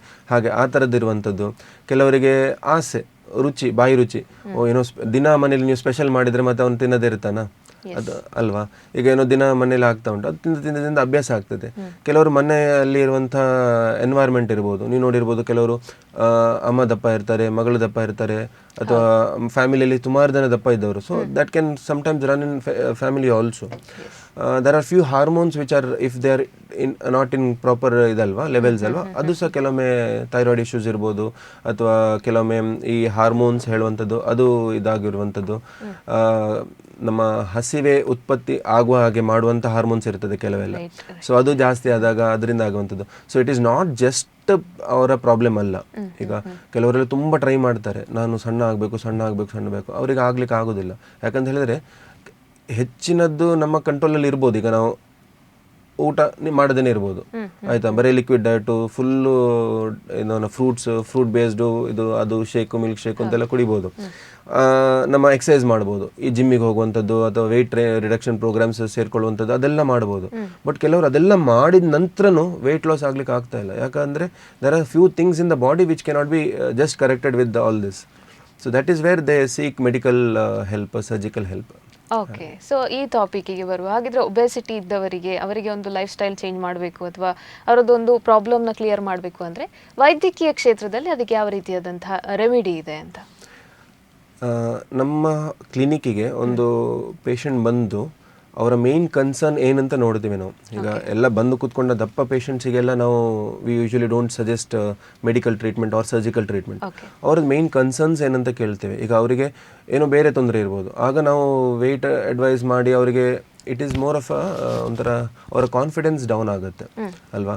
ಈಗ they have come with the problems due to obesity, ಆಗ ನಾವು ಅಡ್ರೆಸ್ ಮಾಡ್ಬೋದು. ಅಥವಾ we can always give a suggestion that your problems can be because of your weight ಅಂತೇಳಿ, ಒಬೆಸಿಟಿ ಅಂತೇಳಿ. ಸೊ ಈಗ ಅವ್ರು ಬಂದಾಗ ನಾವು ನೋಡ್ತೇವೆ ಯಾವ ಥರ ಅವರಿಗೆ ತೊಂದರೆ ಆಗ್ತಾ ಇದೆ. ಅವರಿಗೆ ಈಗ ಕೆಲವರು ದಪ್ಪ ಇದ್ದಾಗ ಅವ್ರಿಗೆ ಉಸಿರಾಟದ್ದು ಇರ್ಬೋದು, ದಿನನಿತ್ಯ ಕೆಲಸ ಇರ್ಬೋದು, ಹತ್ಕೊಂಡು ಹೋಗಲಿಕ್ಕೆ ಮೆಟ್ಲು ಹತ್ತು ಹೋಗಲಿಕ್ಕೆ ಕಷ್ಟ ಆಗುವಂಥದ್ದು, ಸ್ವಲ್ಪ ವಾಕಿಂಗ್ ಮಾಡಿದರೆ ಒಂಥರ ಉಸಿರಾಡುವಂಥದ್ದು, ತುಂಬ ಬೆವರುವಂಥದ್ದು, ಎದೆನೋವು ಬರುವಂಥದ್ದೆಲ್ಲ ಆಗುವಂಥದ್ದು, ನಿದ್ದೆಯಲ್ಲಿ ತುಂಬ ಗೊರಕೆ ಹೊಡೆಯುವಂಥದ್ದು, ಮಿಡ್ಲಲ್ಲಿ ಎಚ್ಚರ ಆಗುವಂಥದ್ದು. ಅವರಿಗೆ ಸಹ ಈ ದಪ್ಪ ಇದ್ದಾಗ ಮಾಂಸ ವೀಕ್ ಆಗುತ್ತೆ, ಹರ್ನಿಯ ಆಗುವಂಥದ್ದು, ಗಾಲ್ ಬ್ಲಾಡರಲ್ಲಿ ಸ್ಟೋನ್ಸ್, ಅದೇ ಪಿತ್ತಕೋಶದ ಕಲ್ಲುಗಳಾಗುವಂಥದ್ದು, ಇದೆಲ್ಲ ಸುಮಾರು ಕಾರಣಗಳು. ಇದು ಅವರಿಗೆ ಪ್ರಾಬ್ಲಮ್ಸ್ ಇರ್ತದೆ. ಮಂಡಿ ನೋವು ಆಗುವಂಥದ್ದು, ಕೆಲವರಿಗೆ ನಡಿಲಿಕ್ಕೆ ಆಗೋದಿಲ್ಲ, ವೆಯ್ಟ್ ಇಂದಾಗಿ ಅವರ ಜಾಯಿಂಟ್ಸ್ ತಡ್ಕೊಳ್ಳೋದಿಲ್ಲ. ಸೊ ಆ ವೆಯ್ಟ್ ಇಂದಾಗಿ ಅವರಿಗೆ ಜಾಯಿಂಟ್ ನೋವು ಬರುವಂಥದ್ದು, ಆರ್ಥರೈಟಿಸ್, ಅರ್ಲಿ ಆರ್ಥರೈಟಿಸ್ ಬರುವಂಥದ್ದು, ಇದೆಲ್ಲ ಸುಮಾರು ಪ್ರಾಬ್ಲಮ್ಸ್ ಇರ್ತದೆ. ಸೊ ಯೂಶಲಿ ಅವ್ರು ಬಂದಾಗ ನಾವು ವಿ ಆಸ್ ದೆಮ್, ನಿಮ್ಗೆ ಏನು ಆ್ಯಕ್ಚುಲಿ ತೊಂದರೆ ಆಗ್ತಾ ಇದೆ, ಯಾವ ಫೀಲ್ಡಲ್ಲಿ ತೊಂದರೆ ಆಗ್ತಾ ಇದೆ ಅಂತೇಳಿ. ಬಿಕಾಸ್ ಒಬೆಸಿಟಿ ಅಂತ ಹೇಳಿದಾಗ it is multi disciplinary problem. ಅವರಿಗೆ ಈಗ ನಾನು ಬರೀ ಅವರ ವೆಯ್ಟ್ ಸರಿ ಮಾಡಿದರೆ ಎಲ್ಲ ಸರಿ ಆಗೋದಿಲ್ಲ. They need a holistic approach. ಒಂದು ಸ್ವಲ್ಪ ಅವರು ಫಿಸಿಕಲಿ ಎಫೆಕ್ಟ್ ಆಗಿರ್ತಾರೆ, ಮೆಂಟಲಿ ಎಫೆಕ್ಟ್ ಆಗಿರ್ತಾರೆ, ಎಲ್ಲ ಕಡೆಯಿಂದ ಅವರಿಗೆ ನಾವು ಸಪೋರ್ಟ್ ಕೊಡಬೇಕಾಗತ್ತೆ. ಓಕೆ. ಸೊ ಈಗ ಬ್ಯಾರಿಯಾಟ್ರಿಕ್ ಸರ್ಜರಿ ಬಗ್ಗೆ ಮಾತನಾಡೋದಾದ್ರೆ, ಆ ಸರ್ಜರಿಯನ್ನು ಯಾರಿಗೆಲ್ಲ ನೀವು ರೆಕಮೆಂಡ್ ಮಾಡ್ತೀರಿ? So indications for surgery, bariatric surgery ಅಂತ ಹೇಳಿದ್ರೆ they are very specific. That main thing is ಅವ್ರು ಮಾಡುವಂಥ ಪ್ರಯತ್ನ ನಮ್ಮ ಕಡೆಯಿಂದ ಪ್ಲಸ್ ಅವ್ರ ಕಡೆಯಿಂದ ಎಲ್ಲ ಎಕ್ಸಾಷನ್ ಆಗಿದೆ. ಅಂದರೆ ಅವ್ರು ಮಾಡುವಂಥ ಚೇಂಜಸ್ಸು, ಲೈಫ್ ಸ್ಟೈಲ್ ಚೇಂಜ್ ಮಾಡಿದರು, ಡಯಟ್ರಿ ಚೇಂಜಸ್ ಮಾಡಿದ್ದಾರೆ, ಎಕ್ಸಸೈಸ್ ಮಾಡ್ತಾ ಇದ್ದಾರೆ, ಎಲ್ಲ ಮಾಡಿದ್ರೂ ಇಂಪ್ರೂವ್ಮೆಂಟ್ ಇಲ್ಲ, ಆವಾಗ ಒಂದು ಇಂಡಿಕೇಶನ್. ನೆಕ್ಸ್ಟ್ ಅವರಿಗೆ ಅದು ಮಾಡಲಿಕ್ಕೆ ಆಗ್ತಾ ಇಲ್ಲ. ಇದು ಅವರ ವೆಯ್ಟ್ ಇರ್ಬೋದು, ತುಂಬ ಎಕ್ಸಸ್ ಇದ್ದಾಗ ಅವರಿಗೆ ಓಡಿ ಎಕ್ಸಸೈಸ್ ಮಾಡಿ ಜಿಮ್ಮಿಗೆ ಹೋಗಿ ಅಂತ ಹೇಳಿದರೆ ಎಷ್ಟು ಮಾಡ್ಲಿಕ್ಕೆ ಆಗ್ತದೆ. ನೋವು ಇದ್ದಾಗ ಎಷ್ಟು ಮಾಡ್ಬೋದು, ವಾಕಿಂಗ್ ಮಾಡಿ, ಕಾಲು ನೋವು ಉಂಟು, ವಾಕಿಂಗ್ ಮಾಡ್ಲಿಕ್ಕೆ ಹೇಳಿದ್ರೆ ಮಾಡ್ಲಿಕ್ಕೆ ಆಗೋದಿಲ್ಲ. ಸೊ ಇವರಿಗೆಲ್ಲ ಇಂಡಿಕೇಶನ್ಸ್ ಆಗುತ್ತೆ. Then there are few specific indications. ಈಗ BMI ಅಂತ ಹೇಳುವಂಥದ್ದು, ನಮ್ಮ ವೆಯ್ಟು ಹೈಟ್ ಎಲ್ಲ ನೋಡಿಬಿಟ್ಟು ಅದರಲ್ಲಿ BMI ಕ್ರೈಟೀರಿಯಾ ಅಂತ ಇರ್ತದೆ. ಈಗ 40 ಮೇಲೆ ಇದ್ದರೆ ಡೆಫಿನೆಟ್ಲಿ, ನಾರ್ಮಲಿ ನಮ್ಮ BMI ಅರೌಂಡ್ 18 to 25. ಅದರ ನಂತರ ಏನೇ ಇದ್ರೂ ಸ್ವಲ್ಪ ಓವರ್ ವೆಯ್ಟು, ಒಬೀಸ್ ಅಂತ ಹೇಳುವಂಥದ್ದು. ಸೊ ಈಗ 25 ಅಪ್ಪರ್ ಲಿಮಿಟ್ ಆದರೆ ವಿ ವೆಯ್ಟ್ ಅಂಟಿಲ್ 40. ಸೊ 40ಕ್ಕಿಂತ ಮೇಲೆ ಇದ್ದರೆ then surgery becomes an indication. ಕೆಲವರಿಗೆ 35ಅಲ್ಲಿ BMI of 35 if they have obesity related problems. ಈಗ ನಾವು ಹೊಸ ಟರ್ಮ್ ಬಂದಿದೆ, ಮೆಟಬಾಲಿಕ್ ಸಿಂಡ್ರೋಮ್ ಅಂತ ಹೇಳಿ. ಬರೀ ಒಬೆಸಿಟಿ ಅಲ್ಲ, ಈಗ ಡಯಾಬಿಟಿಸ್ ಇರ್ಬೋದು, ಹೈಪರ್ ಟೆನ್ಷನ್ ಇರ್ಬೋದು, ಕೊಲೆಸ್ಟ್ರಾಲ್ ಜಾಸ್ತಿ ಆಗುವಂಥದ್ದು ಇರ್ಬೋದು, ಇದು ದೇಹದಲ್ಲಿ ಈ ಕೊಲೆಸ್ಟ್ರಾಲ್ ಅಂತ ಹೇಳ್ತಾರಲ್ಲ ಅದು ಜಾಸ್ತಿ ಆಗುವಂಥದ್ದೆಲ್ಲ ಇರುವಂಥದ್ದು, ಸ್ಲೀಪ್ ತೊಂದರೆಗಳಾಗುವಂಥದ್ದು, ಸ್ಲೀಪ್ ಆಪ್ನಿಯಾ ಸಿಂಡ್ರೋಮ್ ಅಂತ ಹೇಳ್ತೇವೆ. These all come under problem called as metabolic syndrome, X syndrome ಅಂತ. ಸೊ ಇದೆಲ್ಲ ಇದ್ದಾಗ ಈವನ್ ವಿತ್ 35 ಲೋವರ್ BMIಗೂ ನಾವು ಅಡ್ವೈಸ್ ಮಾಡ್ತೇವೆ ಹಾಗೆ. So these are the very specific indications for ಇದು. ಓಕೆ. ಸೊ ಇವಾಗ ಕೆಲವೊಬ್ರು ತೆಳ್ಳಗಿರ್ತಾರೆ, ಅಂದ್ರೆ ಅವರ ಬಾಡಿ ಸ್ಟ್ರಕ್ಚರೇ ಹಾಗಿರ್ತದೆ, ಬಟ್ ಹೊಟ್ಟೆ ಭಾಗದಲ್ಲಿ ಬೊಜ್ಜು ಕಾಣಿಸ್ಕೊಳ್ಳೋದು, ಇದಕ್ಕೇನಾದ್ರು ಪರ್ಟಿಕ್ಯುಲರ್ ರೀಸನ್ ಅಂತಿರುತ್ತಾ? This is especially a problem of our subcontinent. Okay. Indians, the fat distribution is totally different. Now Westerners fat distribution ನೋಡಿದ್ರೆ ಡಿಫ್ರೆಂಟ್. ಇಂಡಿಯಾದಲ್ಲಿ ನೀವು ಹೆಚ್ಚಿನವ್ರದ್ದು ನೋಡಿರ್ಬೋದು, ಎಲ್ಲರಿಗೂ ಹೊಟ್ಟೆ ದಪ್ಪ, ಆಯ್ತಾ. ಬಟ್ ವೆಸ್ಟರ್ನರ್ಸ್ ಕಡೆ ಅವರಿಗೆ ಹಿಪ್ಸ್ ದಪ್ಪ. ಸೊ ಆ distribution is totally different. So ಸಣ್ಣಗಾಗಿರ್ತದೆ, ಅವರ ಹೊಟ್ಟೆ ದಪ್ಪ ಇರ್ತದೆ. There are many reasons. ಅದು mainly is because of fat accumulation, sedentary life style. But distribution of fat also is a lot of important factor in that. ಹಾಗೆ. So ಇವರಲ್ಲಿ ನಾವು surgery, ಅದೇ ಫಸ್ಟ್ ನಾವು ಅವರ ಬಾಡಿನ ಸ್ಟಡಿ ಮಾಡಬೇಕಾಗತ್ತೆ. ಯಾವ ಥರ ಒಬೆಸಿಟಿ ಇದೆ ಅವರಿಗೆ, ಕಾರಣಗಳೇನು, ಅದ್ರ ಮೇಲೆ ನಾವು ಟೈಲರ್ ಮಾಡ್ತೇವೆ ಸರ್ಜರಿನ. ಕೆಲವರಿಗೆ ಮೆಡಿಸಿನ್ಸ್, ಈಗಿನ ಟ್ರೆಂಡಲ್ಲಿ people want less invasive procedures. ಅಂದರೆ ನಾವು ಆದಷ್ಟು ಅವರಿಗೆ ಒಂಥರ ಭಯ ಇದೆ ಸರ್ಜರಿದು. Bariatric surgery is a major undertaking. ಕೆಲವರು ಏನಾದ್ರು ಮಿನಿಮಲ್ ಇನ್ವೇಸಿವ್ ಟೆಕ್ನಿಕ್ಸ್, ಆಲ್ರೆಡಿ ಇದು ಲ್ಯಾಪ್ರೋಸ್ಕೋಪಿ, ಅದಕ್ಕಿಂತಲೂ ಏನಾದ್ರು ಚಿಕ್ಕದಾಗಿ ಮಾಡುವಂಥದ್ದು ಏನಾದ್ರು ಕೇಳ್ತಾರೆ ಅವರು. ಈಗ ಇಂಜೆಕ್ಷನ್ಸ್ ಬಂದಿದೆ, they are very safe. They are mainly diabetic insulin ಕೊಡುವಂಥದ್ದು, ಅದೇ ಕ್ಯಾಟಗರಿಯಲ್ಲಿ ಬರುವಂಥದ್ದು. ಸೊ ವೆಯ್ಟ್ ಲಾಸಿಗೆ ಅದನ್ನು ಟ್ರೈ ಮಾಡ್ತಾ ಇದ್ದೇವೆ. It is all in trial phases. ಕೆಲವೆಲ್ಲ ಮಾರ್ಕೆಟಿಗೆ ಬಂದಿದೆ. So they are very effective. ಕೆಲವರು ಅದನ್ನು ಚೂಸ್ ಮಾಡ್ತಾರೆ. ಕೆಲವರು ಈಗ ಹೊಟ್ಟೆ ಅವರಿಗೆ ತಿನ್ನಬೇಕು, ಆಹಾರ ತಿನ್ನಬೇಕು ಅಂತ ಅನಿಸ್ತದಲ್ಲ, ಆ ಇಂಟೇಕ್ನ ಕಮ್ಮಿ ಮಾಡ್ಲಿಕ್ಕೆ ನಾವು ಕೆಲವೊಮ್ಮೆ ಬಲೂನ್ ಹಾಕ್ತೇವೆ ಹೊಟ್ಟೆ ಒಳಗಡೆ. ಈಗ ಸರ್ಜರಿ ಮಾಡಿದರೆ ನಾವು ಅದನ್ನು ಕಟ್ ಮಾಡಬೇಕು, ಜಾಯಿನ್ ಮಾಡಬೇಕು, ಆ್ಯಂಡ್ ಎನಸ್ಥೀಷಿಯಾ ಬೇಕು, ಅಡ್ಮಿಷನ್ ಬೇಕು, ಕಾಂಪ್ಲಿಕೇಶನ್ ಚಾನ್ಸಸ್ ಜಾಸ್ತಿ. ಅದೆಲ್ಲ ಭಯ ಇದ್ದವರು ಫಾರ್ ಅ ಫ್ಯೂ ಮಂತ್ಸ್ ಅಥವಾ ಕೆಲವೊಮ್ಮೆ ಅವರಿಗೆ ವೆಯ್ಟ್ ಲಾಸ್ ಟ್ರೈ ಮಾಡಬೇಕು ಅಂತಿದ್ರೆ there is a technology called intra gastric balloon ಅಂತೇಳಿ. ಪೇಷಂಟಿಗೆ ಒಂದು ಕ್ಯಾಪ್ಸೂಲ್ ತರ ಬರ್ತದೆ, ಅದನ್ನ ನುಂಗ್ಲಿಕ್ಕೆ ಹೇಳುವಂಥದ್ದು. ಸೊ ಆ ಕ್ಯಾಪ್ಸೂಲ್ ನುಂಗಿದಾಗ ಹೊಟ್ಟೆ ಒಳಗಡೆ ಹೋಗಿ ಅದು ಬಲೂನ್ ತರ ಉಬ್ಬಿಕೊಳ್ತದೆ. ಸೊ ಆ ಹೊಟ್ಟೆಯಲ್ಲಿರುವಂಥ ಜಾಗ ಕಮ್ಮಿ ಆಗ್ತದೆ, ಸೊ ಅವರ ಫುಡ್ ಇಂಟೇಕ್ ಕಮ್ಮಿ ಆಗುತ್ತೆ. So that also aids in some amount of weight loss. So ಆ ಥರದ್ದೆಲ್ಲ ಬಂದಿದೆ ಈಗ. ಈಗ ಆಪರೇಷನ್ ಮಾಡಿದ ಎಂಡೋಸ್ಕೋಪಿಯಲ್ಲೇ ನಾವು ಸರ್ಜರಿ ಮಾಡ್ಬೋದು. ಎಂಡೋಸ್ಕೋಪಿಯಲ್ಲೇ ಹೊಟ್ಟೆಯನ್ನು ಸಣ್ಣ ಮಾಡುವಂಥದ್ದು, ಹೊಟ್ಟೆಯನ್ನು ಟೈಟ್ ಮಾಡುವಂಥದ್ದು, ಆ ಥರದ್ದೆಲ್ಲ ಟೆಕ್ನಿಕ್ಸ್ ಬಂದಿದೆ. So bariatric is a vast field with advancing technology and time. ನಾವು ಈಗ ಎಷ್ಟು ಪೇಷಂಟ್ಸಿಗೆ ಸೇಫ್ಟಿ ನೋಡ್ತೇವೋ ಅದು ಇವಾಲ್ವ್ ಆಗ್ತಾ ಇದೆ ಹೀಗೆ. Okay, right. ಇನ್ನು ಕೆಲವೊಂದು ವೆಯ್ಟ್ ಲಾಸ್ ಎಲ್ಲ ಆಗಲಿಕ್ಕೆ ನಾವೆಲ್ಲ ಸೋಷಿಯಲ್ ಮೀಡಿಯಾದಲ್ಲಿ ಕಾಣಿಸ್ತಾ ಇರುವಂಥದ್ದು ಕೆಲವೊಂದು ಹುಡಿಗಳನ್ನು ಸೇವಿಸುವಂಥದ್ದು, ಟ್ಯಾಬ್ಲೆಟ್ಸನ್ನು ಸೇವಿಸುವಂಥದ್ದು, ವಿದೌಟ್ ಒಬ್ಬ ಡಾಕ್ಟರ್ನ ಪ್ರಿಸ್ಕ್ರಿಪ್ಷನ್ ಇಲ್ಲದೆ ಇದನ್ನು ಸೇವನೆ ಮಾಡುವಂಥದ್ದು ಎಷ್ಟು ಅಪಾಯಕಾರಿ? ಸೆಲ್ಫ್ ಮೆಡಿಕೇಶನ್ ಯಾವತ್ತೂ ತೊಂದರೆನೇ. ಈ ಗೂಗಲಲ್ಲಿ ನೋಡುವಂಥದ್ದು ಅಥವಾ ಡೈರೆಕ್ಟಾಗಿ ಫಾರ್ಮಸಿಗೆ ಹೋಗಿ ಕೇಳುವಂಥದ್ದು, ಇದು ಸ್ಟಾರ್ಟ್ ಆಗಿದ್ದು ಫ್ರೀ ಅವೈಲಬಿಲಿಟಿಯಿಂದಾಗಿ. ಅಷ್ಟು ಫ್ರೀಯಾಗಿ ಸಿಗ್ತದೆ. ಹೊರಗಡಿನ ದೇಶದಲ್ಲೆಲ್ಲ ಒಂದು ಪ್ರಿಸ್ಕ್ರಿಪ್ಷನ್ ಇಲ್ಲದೆ ಮಾತ್ರ ನಿಮಗೆ ತಲೆನೋವಿಗೆ ಮಾತ್ರ ಸಿಗುತ್ತೆ, ತುಂಬ ಕಷ್ಟ. ಬಟ್ ಇಂಡಿಯಾದಲ್ಲಿ ಆ ಫಾರ್ಮಸಿಸ್ಟೇ ಎಲ್ಲ ಕೊಡ್ತಾನೆ ನಿಮಗೆ. ಎಂತ ಬೇಕೋ, ಇನ್ಫೆಕ್ಷನ್ ಆಗಿದೆ ಆಂಟಿಬಯೋಟಿಕ್ ತಗೋ, ಅದು ತೊಂದರೆ ಇದೆಯಾ ಇದು ತಗೋ, ಇದು ಒಳ್ಳೇದಾಗ್ತದೆ, ಇಷ್ಟು ದಿನಕ್ಕೆ ತಗೋ, ಡೋಸ್ ಎಲ್ಲ ಕೊಡ್ತಾನೆ ಅವನೇ. ಸೊ ಅದಲ್ಲದೆ ಈಗಿನ ಪೇಷಂಟ್ಸ್ ಎಷ್ಟು ಹುಷಾರಾಗಿದ್ದಾರೆ ಅಂತ ಹೇಳಿದ್ರೆ, ಈ ಗೂಗಲ್ ಅದೆಲ್ಲ ಬಂದ ನಂತರ ಫುಲ್ ಅದರಲ್ಲೇ ಓದ್ಬಿಟ್ಟು ಇದು ತಗೊಂಡ್ರೆ ಇದು ಒಳ್ಳೇದು, ಇದು ತಗೊಂಡ್ರೆ ಇದು ಒಳ್ಳೇದು ಅಂತ ಹೇಳಿ ಅವರೇ ಹೋಗಿ ಡಿಮಾಂಡ್ ಮಾಡ್ತಾರೆ ಫಾರ್ಮಸಿ ಹತ್ರ, ನಮ್ಗೆ ಅದು ಬೇಕು, ಇದು ಕೊಡಿ, ಅದು ಕೊಡಿ ಅಂತೇಳಿ. So this and all is ಈಗ ಸೋಷಿಯಲ್ ಸಿವಿಕ್ ಪ್ರಾಬ್ಲಮ್ಮೇ. Self medication is always not advisable, ಆಯಿತಾ. So always consider expert opinion. ಈಗ ನಿಮಗೆ ತೊಂದರೆ ಇದ್ದಾಗ ಸಿಂಪಲ್ ಆಗಿ, ಈಗ ನಿಮಗೆ ಕೆಮ್ಮು ಉಂಟು, ಸ್ವಲ್ಪ ದಿನ ಆಯಿತು, ಸೆಟ್ಲ್ ಆಗ್ತಾ ಇಲ್ಲ, ಆಲ್ವೇಸ್ ಕನ್ಸಿಡರ್ ಅ ಡಾಕ್ಟರ್. ಒಂದು ಅಪಾಯಿಂಟ್ಮೆಂಟು ಅವ್ರ ಹತ್ರ ಹೋಗಿ ಕರೆಕ್ಟಾಗಿ ನೋಡಿಕೊಂಡು ಚೆಕ್ ಮಾಡಿಸ್ಕೊಂಡು ಟ್ರೀಟ್ಮೆಂಟ್ ತಗೊಳ್ಳೋದ್ರಲ್ಲಿ ಏನಿದೆ. ಕೆಲವರಿಗೆ ಟೈಮ್ ಇರೋದಿಲ್ಲ ಅಂತ ಒಂದು ಎಕ್ಸ್ಕ್ಯೂಸು, ಕೆಲವರಿಗೆ ಅಷ್ಟು ದೂರ ಯಾರೋ ಹೋಗ್ತಾರೆ, ಮತ್ತೆ ಅಲ್ಲಿ ಪೇಷಂಟ್ ಅಷ್ಟು ವೆಯ್ಟ್ ಮಾಡಬೇಕು ಅದೆಲ್ಲ ಅಂತೇಳಿ. ಸೊ ಅದೆಲ್ಲ it is all negligible when the proper treatment can help bring out a difference ಅಲ್ವಾ. ಈ ಥರದ್ದೆಲ್ಲ ಸೈಡ್ ಶಾರ್ಟ್ಕಟ್ಸ್ ಎಲ್ಲ ಮಾಡಬಾರ್ದು, especially when you are consuming something. ಇದು ಈಗ ಹೊರಗಡೆ ಅಪ್ಲೈ ಮಾಡೋದಾದ್ರೆ ಓಕೆ, ಕೆಲವರು ತಿನ್ನುವಂಥದ್ರಲ್ಲಿ ಸಹ ಇಂಜೆಕ್ಷನ್ಸ್ ಅಲ್ಲಿ ಸಹ ಅವರು ಅವರೇ ಸೆಲ್ಫ್ ಮೆಡಿಕೇಶನ್ ಮಾಡ್ತಾರೆ. This is not advisable. Especially bariatric ಏನಾಗುತ್ತೆ, ಅವರಿಗೆ ಒಂಥರ ಮುಜುಗರ ಇರ್ತದೆ ಅಲ್ಲಿ ಹೋಗಿ ಈ ಥರ ಮಾಡ್ತಾರೆ, ಅವರ ಪ್ರಾಬ್ಲಮ್ಸ್ನ ಡಿಸ್ಕಸ್ ಮಾಡುವಂಥದ್ದು. So they find all the short cuts, self medication ಮಾಡುವಂಥದ್ದು. ಈಗ ಆನ್ಲೈನಲ್ಲಿ ಹುಡುಕಿದ್ರೆ ಸುಮಾರು ಸಿಗ್ತದೆ, ನೀವೇ ಆನ್ಲೈನಲ್ಲಿ ಆರ್ಡರ್ ಮಾಡ್ಬೋದು, ಅದು ಬರ್ತದೆ ನಿಮ್ಮ ಮನೆಗೆ ಬಂದು, ನೀವು ಬೇಕಿದ್ದಾಗ ಸೇವನೆ ಮಾಡ್ಬೋದು. But to be on a safer side, it is always advised to consult the expert. ಹಾಗೆ. ಎಸ್ ಡಾಕ್ಟರ್, ಈಗ ನಾನು ಪ್ರಶ್ನೆಯನ್ನು ಕೇಳ್ತಾ ಇದ್ದೆ, ಬಿಕಾಸ್ ನನಗೆ ಹೆಚ್ಚಿನವ್ರು ಕೇಳ್ತಾರೆ, ಈ ಮಕ್ಕಳು ಕೂಡ ಬಂದು ಕೇಳುವಂಥದ್ದು ಇದೆ, ಸೈನ್ಸ್ ಸ್ಟೂಡೆಂಟ್ಸ್ ಅಲ್ಲಿ. ಈಸ್ ಇಟ್ ಲೈಕ್ ರೋಬೋಟ್ಸ್ ಮಾಡ್ತಾರಾ? ಸೊ ಹೇಗೆ ಈ ಒಂದು ರೋಬೋಟಿಕ್ ಸರ್ಜರಿ ಯಾವ ರೀತಿ ಮಾಡ್ತಾರೆ? ಓಕೆ, ಸೊ ರೋಬೋಟಿಕ್ ಸರ್ಜರಿ ಅಂತ ಹೇಳಿದರೆ it is A platform. Patient ಮತ್ತು ಸರ್ಜನ್ನ ಮಧ್ಯದಲ್ಲಿರುವಂಥ ಒಂದು ಮೀಡಿಯಮ್ ಅಂತ ಹೇಳ್ಬೋವಂಥದ್ದು. ಸೊ ಈಗ ಪರ್ಸೆ ರೋಬೋಟ್ ಸರ್ಜರಿ ಮಾಡಲ್ಲ, ಆಯಿತಾ. ಅದಕ್ಕೆ ಒಂಥರ ಮಾಸ್ಟರ್ ಸ್ಲೇವ್ ಟೆಕ್ನಿಕ್ ಇರ್ತದೆ. So surgeon is the master, it is a slave ಅಂತ ಹೇಳಿ ಆ ಪ್ಲ್ಯಾಟ್ಫಾರ್ಮ್ ಟೆಕ್ನಾಲಜಿ ಯೂಸ್ ಮಾಡಿ ಪ್ರಿನ್ಸಿಪಲ್ ಮೇಲೆ ಆಪ್ರೇಟ್ ಮಾಡುವಂಥದ್ದು. ಅಂದರೆ ಈಗ ಏನೇ ಮೂಮೆಂಟ್, ಒಂದು ಚಿಕ್ಕ ಈ ಥರ ಮೂಮೆಂಟ್ ಮಾಡಬೇಕು ಅಂತಿದ್ರು, ಅಥವಾ ಹೀಗೆ ಮಾಡಬೇಕು ಅಂತಿದ್ರು, ಒಂದು ಕಟ್ ಮಾಡಬೇಕು ಅಂತಿದ್ರು, ಅಥವಾ ಅಲ್ಲಿ ಏನಾದ್ರು ಜಾಯಿನ್ ಮಾಡಬೇಕು ಅಂತಿದ್ರು, ಸರ್ಜನ್ನ ಕಮಾಂಡ್ ಮೇಲೇ ಅದು ಮೂಮೆಂಟ್ ಆಗುವಂಥದ್ದು. ಸೊ ಒಂದು ಅಡ್ವಾಂಟೇಜ್ ಅಂತ ಹೇಳಿದರೆ, ಸರ್ಜನ್ ಕೂತ್ಕೊಂಡಿರ್ತಾರೆ, ರೋಬೋಟ್ ಪೇಷಂಟ್ ಪಕ್ಕದಲ್ಲಿರ್ತದೆ, ರೋಬೋಟ್ ಕನೆಕ್ಟ್ ಆಗಿರ್ತದೆ ಪೇಷಂಟಿಗೆ.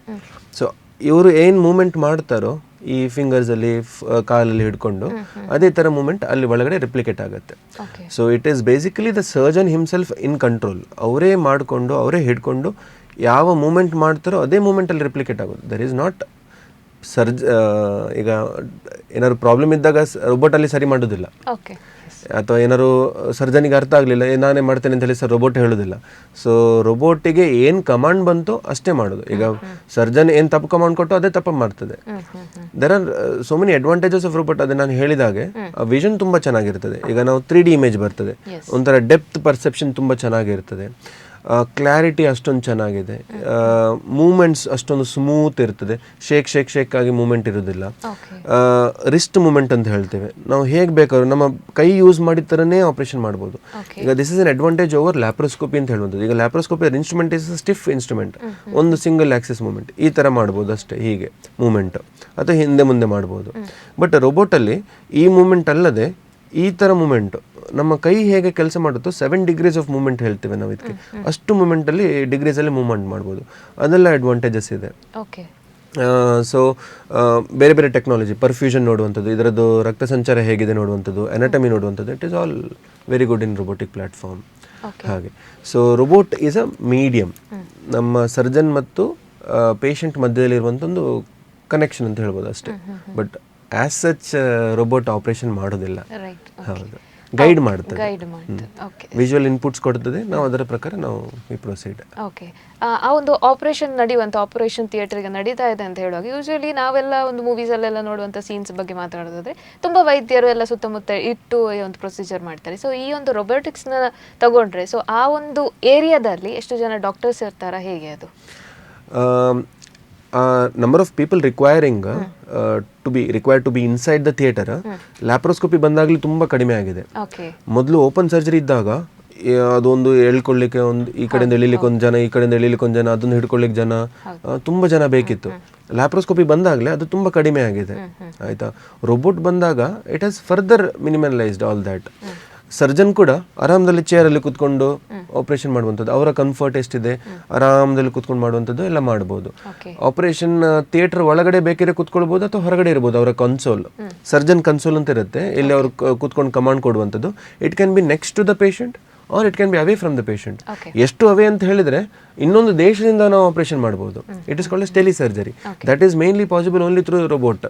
ಈಗ ರೋಬೋಟ್ ಈಗಿನ 5G ಟೆಕ್ನಾಲಜಿ ಎಲ್ಲ ಯೂಸ್ ಮಾಡಿದಾಗ ಇನ್ನೊಂದು ದೇಶದಲ್ಲೇ ಸಾವಿರಾರು ಕಿಲೋಮೀಟರ್ಸ್ ದೂರ ಕೂತ್ಕೊಂಡು ಸರ್ಜನ್ ಇನ್ನೊಂದು ಕಡೆ ಆಪರೇಟ್ ಮಾಡ್ಬೋದು. ಎಷ್ಟೋ ಎಕ್ಸಾಂಪಲ್ಸ್ ನಡೀತಾ ಇದೆ. ಈಗ ಕೆಲವರು ದೇಶದಲ್ಲೇ, ಈಗ ಡೆಲ್ಲಿಯಲ್ಲಿ ಒಬ್ಬರು ಕೂತ್ಕೊಂಡು ಬೆಂಗಳೂರಲ್ಲಿ ಆಪರೇಟ್ ಮಾಡೋದು, ಬೆಂಗಳೂರಲ್ಲಿ ಕೂತ್ಕೊಂಡು ಡೆಲ್ಲಿಯಲ್ಲಿ ಆಪರೇಟ್ ಮಾಡುವಂಥದ್ದು ನಡೀತಾ ಇದೆ, ಚೆನ್ನೈಯಲ್ಲಿ ಕೂತ್ಕೊಂಡು ಆಪರೇಟ್ ಮಾಡೋದು, ಕೊಯಂಬತ್ತೂರಲ್ಲಿ ಕೂತ್ಕೊಂಡು ಆಪರೇಟ್ ಮಾಡುವಂಥ ಎಲ್ಲ ನಡೀತಾ ಇದೆ.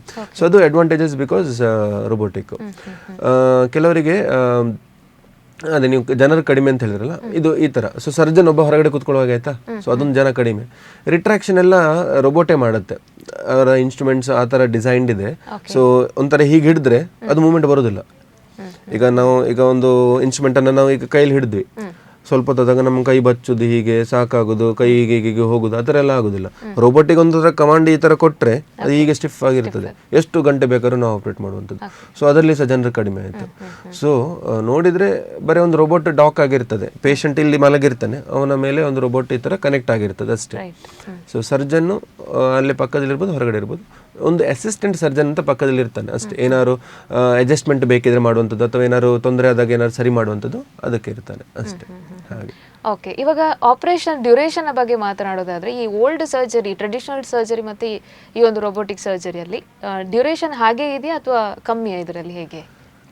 ಡ್ಯೂರೇಷನ್ ನಾವು ಬೇರೆ ರೀಸನ್ಸ್ಗಿಂದಾಗಿ ಶಾರ್ಟನ್ ಆಗ್ಬೋದು, ಲೆಂತನ್ ಆಗ್ಬೋದು. ಈಗ ಒಂದು ಸರ್ಜರಿ ಮಾಡಬೇಕು ಅಂತಿದ್ರೆ, ಈಗ ಬರೀ ಸರ್ಜರಿ ಟೈಮ್ ಅಂತ ಹೇಳಿದರೆ it is almost the same. ಆಯಿತಾ, ಈಗ ಈ ರೋಬೋಟಲ್ಲಿ ಒಂದು ಸ್ಮಾಲ್ ಡ್ರಾಬ್ಯಾಕ್ ಅಂತ ಹೇಳಿದರೆ, ನಾವು ರೋಬೋಟನ್ನು ಹೋಗಿ ಅಲ್ಲಿ ಡಾಕ್ ಮಾಡಬೇಕು. ಈಗ ಓಪನ್ ಸರ್ಜರಿ ಆದರೆ ನಾವು ಹೋಗಿ ಪೇಷಂಟ್ ಹತ್ರ ಪಕ್ಕ ಎನಸ್ಥಿಷಿಯಾ ಕೊಟ್ಟ ತಕ್ಷಣ ಓಪನ್ ಮಾಡಿ ಸ್ಟಾರ್ಟ್ ಮಾಡೋದು ಆಪರೇಷನ್. ಬಟ್ ಇಲ್ಲಿ ಏನಾಗುತ್ತೆ ಅಂತ ಹೇಳಿದ್ರೆ, ರೋಬೋಟಲ್ಲಿ ಆ ಒಂದು 15 ಮಿನಿಟ್ಸ್ 20 ಮಿನಿಟ್ಸ್ ಗ್ಯಾಪ್ ನಮಗೆ ಟೈಮ್ ಬೇಕು.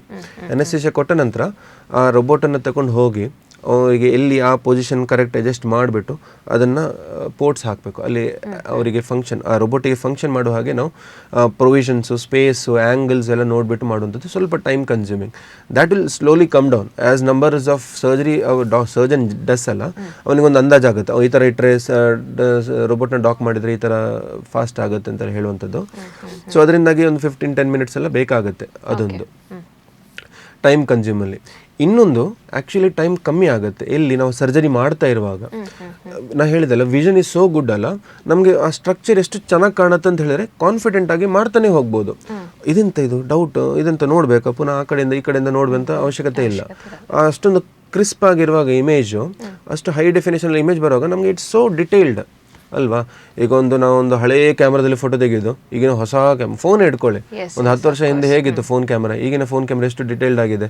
ಅವರ ಒಂದು ಪೇಷಂಟ್ ಅಥವಾ ಯಾರಾದರೂ ಫೋಟೋ ತೆಗೆದವ ನಮ್ಮ ಮುಖದಲ್ಲಿ ಏನಾದ್ರು ಒಂದು ಚಿಕ್ಕದೊಂದು ಸೊಳ್ಳೆ ಕೂತ್ರು ಎಷ್ಟು ಕ್ಲಿಯರ್ ಆಗಿ ಕಾಣ್ತದೆ, ಅದೇ ಥರ. ಸೊ ವಿಷನ್ ಅಷ್ಟೊಂದು ಚೆನ್ನಾಗಿದ್ದಾಗ ನಮ್ಗೆ ಕಾನ್ಫಿಡೆನ್ಸ್ ಆಗಿ ಇನ್ನೂ ಚೆನ್ನಾಗಿ ಫಾಸ್ಟಾಗಿ ಸರ್ಜರಿ ಮಾಡ್ಬೋದು.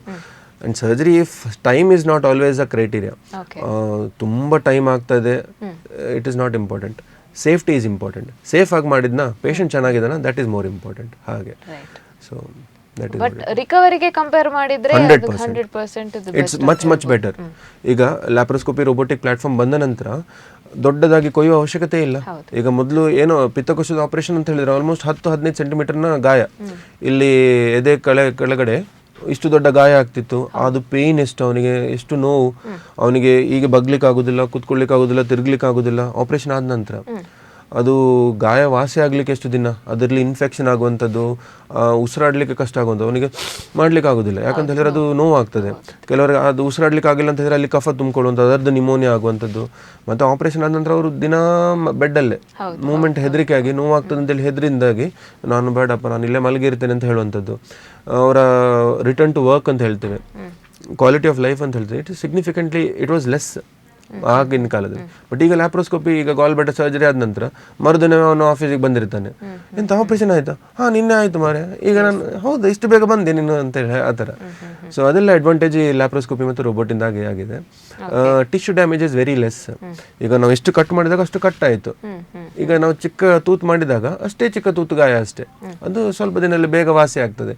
ನೋವು ಕಮ್ಮಿ, ರಿಕವರಿ ಬೇಗ, ಟಿಶ್ಯೂ ಹ್ಯಾಂಡ್ಲಿಂಗು, ಟಿಶ್ಯೂ ಡ್ಯಾಮೇಜ್ ಕಮ್ಮಿ, ಆ ಕಡೆ ಈ ಕಡೆ ಎಲ್ಲ ಕೊಲ್ಯಾಟ್ರಲ್ ಡ್ಯಾಮೇಜಸ್ ಅಂತ ಹೇಳ್ತೇವೆ, ಅದೆಲ್ಲ ತುಂಬ ಕಮ್ಮಿ ಈ laparoscopy minimally invasive techniques use ಮಾಡಿದಾಗ. So that is huge impact in every aspect of patient. ಅವನ ಸೆಲ್ಫ್ ಕಾನ್ಫಿಡೆನ್ಸ್ ಇರ್ಬೋದು. ಈಗ ಸರ್ಜರಿಗೆ ಅಯ್ಯೋ ಇಷ್ಟು ದೊಡ್ಡ ಸರ್ಜರಿ ಅಂತ, ಮರುದಿನ ಸರ್ಜರಿ ಆದ ನಂತರ ನಡೆಯುವಾಗ ಅವನಿಗೆ ಎಷ್ಟು ಕಾನ್ಫಿಡೆನ್ಸ್ ಬೂಸ್ಟ್ ಆಗುತ್ತೆ ನೋಡಿ. ಅಯ್ಯೋ ಇಷ್ಟು ದೊಡ್ಡ ಸರ್ಜರಿ ನೋಡಿ ನಾನು ಎಷ್ಟು ಹುಷಾರಾಗಿದ್ದೇನೆ, ಎಷ್ಟು ಬೇಗ ನಾನು ಇನ್ನೂ ಹುಷಾರಾಗ್ತೇನೆ ಅಂತೇಳಿ ಒಂದು ವಿಲ್ ಪವರ್ ಬಿಲ್ಡ್ ಆಗ್ತದೆ ಅವನಿಗೆ. ನೋಡಿದವರಿಗೆ ಸಹ ಚೆನ್ನಾಗಿದ್ದಾನೆ ಮಾರೆ, ಒಳ್ಳೆ ಹುಷಾರಾಗ್ತಾನೆ ಅಂತೇಳಿ. ದಿನ ಪೇಷಂಟ್ ನೋಡ್ಲಿಕ್ಕೂ ಅವರಿಗೂ ಕಷ್ಟ ಅಲ್ವಾ. ಪೇಯ್ನ್ ಮೆಡಿಕೇಶನ್ಸ್ ಕಮ್ಮಿ ರಿಕ್ವೈರ್ಮೆಂಟು. ಚಿಕ್ಕ ಗಾಯ ಆದ ಕಾರಣ ಅಷ್ಟೊಂದು ನಾವು ಲೀಟರ್ಗಟ್ಟೆ ಇಂಜೆಕ್ಷನ್ ಕೊಡೋ ಅವಶ್ಯಕತೆ ಇಲ್ಲ. ಸ್ವಲ್ಪ ಡೋಸಲ್ಲೇ ಎಲ್ಲ ಸರಿ ಆಗ್ತದೆ. ಅವರಿಗೆ ಮಿನಿಮಲ್ ಮೆಡಿಕೇಶನ್ಸ್ ಬೇಕಾಗುವಂಥದ್ದು. ಇನ್ಫೆಕ್ಷನ್ ಚಾನ್ಸಸ್ ಕಮ್ಮಿ. ಅವನ ಕೆಲಸವನ್ನೇ ಅವನೇ ಆಗಿ ಮಾಡಬಹುದು, ಇಂಡಿಪೆಂಡೆಂಟ್ ಆಗಿರ್ಬೋದು. ಈಗ ಒಂದು ಹರ್ನೆ ಸರ್ಜರಿ ಆಯಿತು ಅಥವಾ ಒಂದು ಕರುಳಿನ ಸರ್ಜರಿ ಆಯಿತು, ಅವನಿಗೆ ಅಷ್ಟೊಂದು ಜನ ಹೆಲ್ಪಿಗೊಂದು, ಕಾಲಿಗೊಂದು ಜನ, ಕೈಗೊಂದು ಜನ, ಎಬ್ಬಿಸ್ಲಿಗೊಂದು ಜನ ಅಂತರ ಎಲ್ಲ ಬೇಕು ಅಂತಿಲ್ಲ. ಅವನಾಗೆ ಎಲ್ಲ ಕೆಲಸ ಮಾಡ್ಬೋದು. ಸೊ ಅದೊಂದು ಡಿಪೆಂಡೆನ್ಸಿ ಅವರಿಗೆ ಕಮ್ಮಿ ಆಯಿತು ನೋಡಿ. ಅವರಿಗೆ ಒಂಥರ ಖುಷಿ ಅಲ್ವಾ, ನಾನು ಯಾರ ಮೇಲೆ ಇಷ್ಟೊಂದು ದೊಡ್ಡ ಸರ್ಜರಿ ಆದ್ರೂ ನಾನು ಯಾರ ಮೇಲೆ ಡಿಪೆಂಡೆಂಟ್ ಆಗಲಿಲ್ಲ, ನನ್ನ ಕೆಲಸ ನಾನೇ ಮಾಡ್ತೇನೆ ಅಂತ ಹೇಳುವಂಥದ್ದು. ಅದೆಲ್ಲ ಈಗ ಎಕ್ಸ್ಟ್ರಾ ಅಡ್ವಾಂಟೇಜಸ್. ಮತ್ತು ಅದೇ ಅರ್ಲಿ ರಿಟರ್ನ್ ಟು ವರ್ಕ್. ಇವತ್ತು ಸರ್ಜರಿ ಮಾಡಿಸ್ಕೊಂಡ ಇನ್ನೊಂದು 2-3 ದಿನ ಕೆಲಸಕ್ಕೆ ಹೋಗ್ಬೋದು. ವರ್ಕ್ ಫ್ರಮ್ ಹೋಮ್ ಅಂತ ಹೇಳಿದ್ರೆ ಸರ್ಜರಿ ಮಾಡಿದ್ರಿಂದ ಹಾಸ್ಪಿಟಲಲ್ಲೇ ಕೆಲವರು ಕಂಪ್ಯೂಟರ್ ಕೂತ್ಕೊಂಡು ಮಾಡ್ತಾ ಇರ್ತಾರೆ. ಹಾಗೆ ಸೊ ಅದೆಲ್ಲ ಅಡ್ವಾಂಟೇಜಸ್. It's beautiful. ಸೊ ಆ ಒಂದು ಸರ್ಜರಿಯನ್ನು ಎಕ್ಸ್ಪೀರಿಯನ್ಸ್ ಮಾಡಿದವರಿಗೆ ಬಹುಶಃ ಗೊತ್ತಿರ್ಬೋದು, ಬಟ್ ಹೆಚ್ಚಿನ ಜನರಿಗೆ ಅದೊಂದು ಭಯ ಇದೆ. ಯಾವುದೇ ಆದರೂ ನಮಗೆ ನಮ್ಮ ಹಿಂದಿನವ್ರು ಮಾಡಿದ್ದೆ ಸಮಾಧಾನ ಮಾರ, ನಮಗೆ ಅದು ಬೇಡ ಅಂತ ಹೇಳೋರು ಇದ್ದಾರೆ. ಸೊ ಈ ಮಿಸ್ಕನ್ಸೆಪ್ಷನ್ ಬಗ್ಗೆ ಮಾತನಾಡೋದಾದ್ರೆ, ಸೊ ಯಾವೆಲ್ಲ ರೀತಿಯಾದಂಥ ಒಂದು ಗೊಂದಲಗಳು ಜನರಲ್ಲಿ ಇರ್ಬೋದು ಅಂತ? ಸರ್ಜರಿ ಅಂದರೆ ಎಲ್ಲರಿಗೂ ಹೆದರಿಕೆ. ಈಗ ಒಂದು ಸರ್ಜನ್ ಅವನ ಮೇಲೆ ಸರ್ಜರಿ ಮಾಡ್ಬೇಕಾದ್ರೆ ಅವನಿಗೆ ತುಂಬ ಹೆದರಿಕೆ ಆಗ್ತದೆ, ಆಯಿತಾ. ಸೊ ಸರ್ಜರಿ ಅದಕ್ಕೆ ಹೆಚ್ಚಿನವರು ಈ ಡಿಲೇ ಮಾಡ್ತಾರೆ. ಈ ನಮಗೆ ಕೆಲವು ಪೇಷಂಟ್ಸ್ ಎಲ್ಲ ತುಂಬ ಅಡ್ವಾನ್ಸ್ ಸ್ಟೇಜಲ್ಲಿ ಬರೋದು ಈ ಹೇಳಿದ ಪ್ರಾಬ್ಲಮಿಂದಾಗಿ. ಸರ್ಜರಿ, ಅಯ್ಯೋ ಆಪ್ರೇಷನ್ ಮಲ್ಪೋಡ, ಅದು ಮಾಡಬೇಕಾ, ಹೊಟ್ಟೆ ಕೊಯ್ಬೇಕಾ, ಮೆಡಿಸಿನಲ್ಲಿ ಸರಿ ಆಗೋದಿಲ್ವಾ, ಅಥವಾ ಬೇರೆ ಥರದ್ದು ಮೆಡಿಸಿನ್ಸ್ ಟ್ರೈ ಮಾಡಿ ನೋಡುವ, ಬೇರೆ ಏನಾದ್ರು ತೊಂದರೆ ಉಂಟಾ, ಅದು ದೇವರಿಗೆ ಇದು ಮಾಡುವ, ಅದು ಅಂತೆಲ್ಲ ಇರ್ತದೆ. ಸರ್ಜರಿ ಅಂತ ಹೇಳಿದಾಗ they have lot of hindrance. ಕಡೆಗೆ ಚೂಸ್ ಮಾಡೋದು ಯೂಶಲಿ ಕೆಲವರಿಗೆ.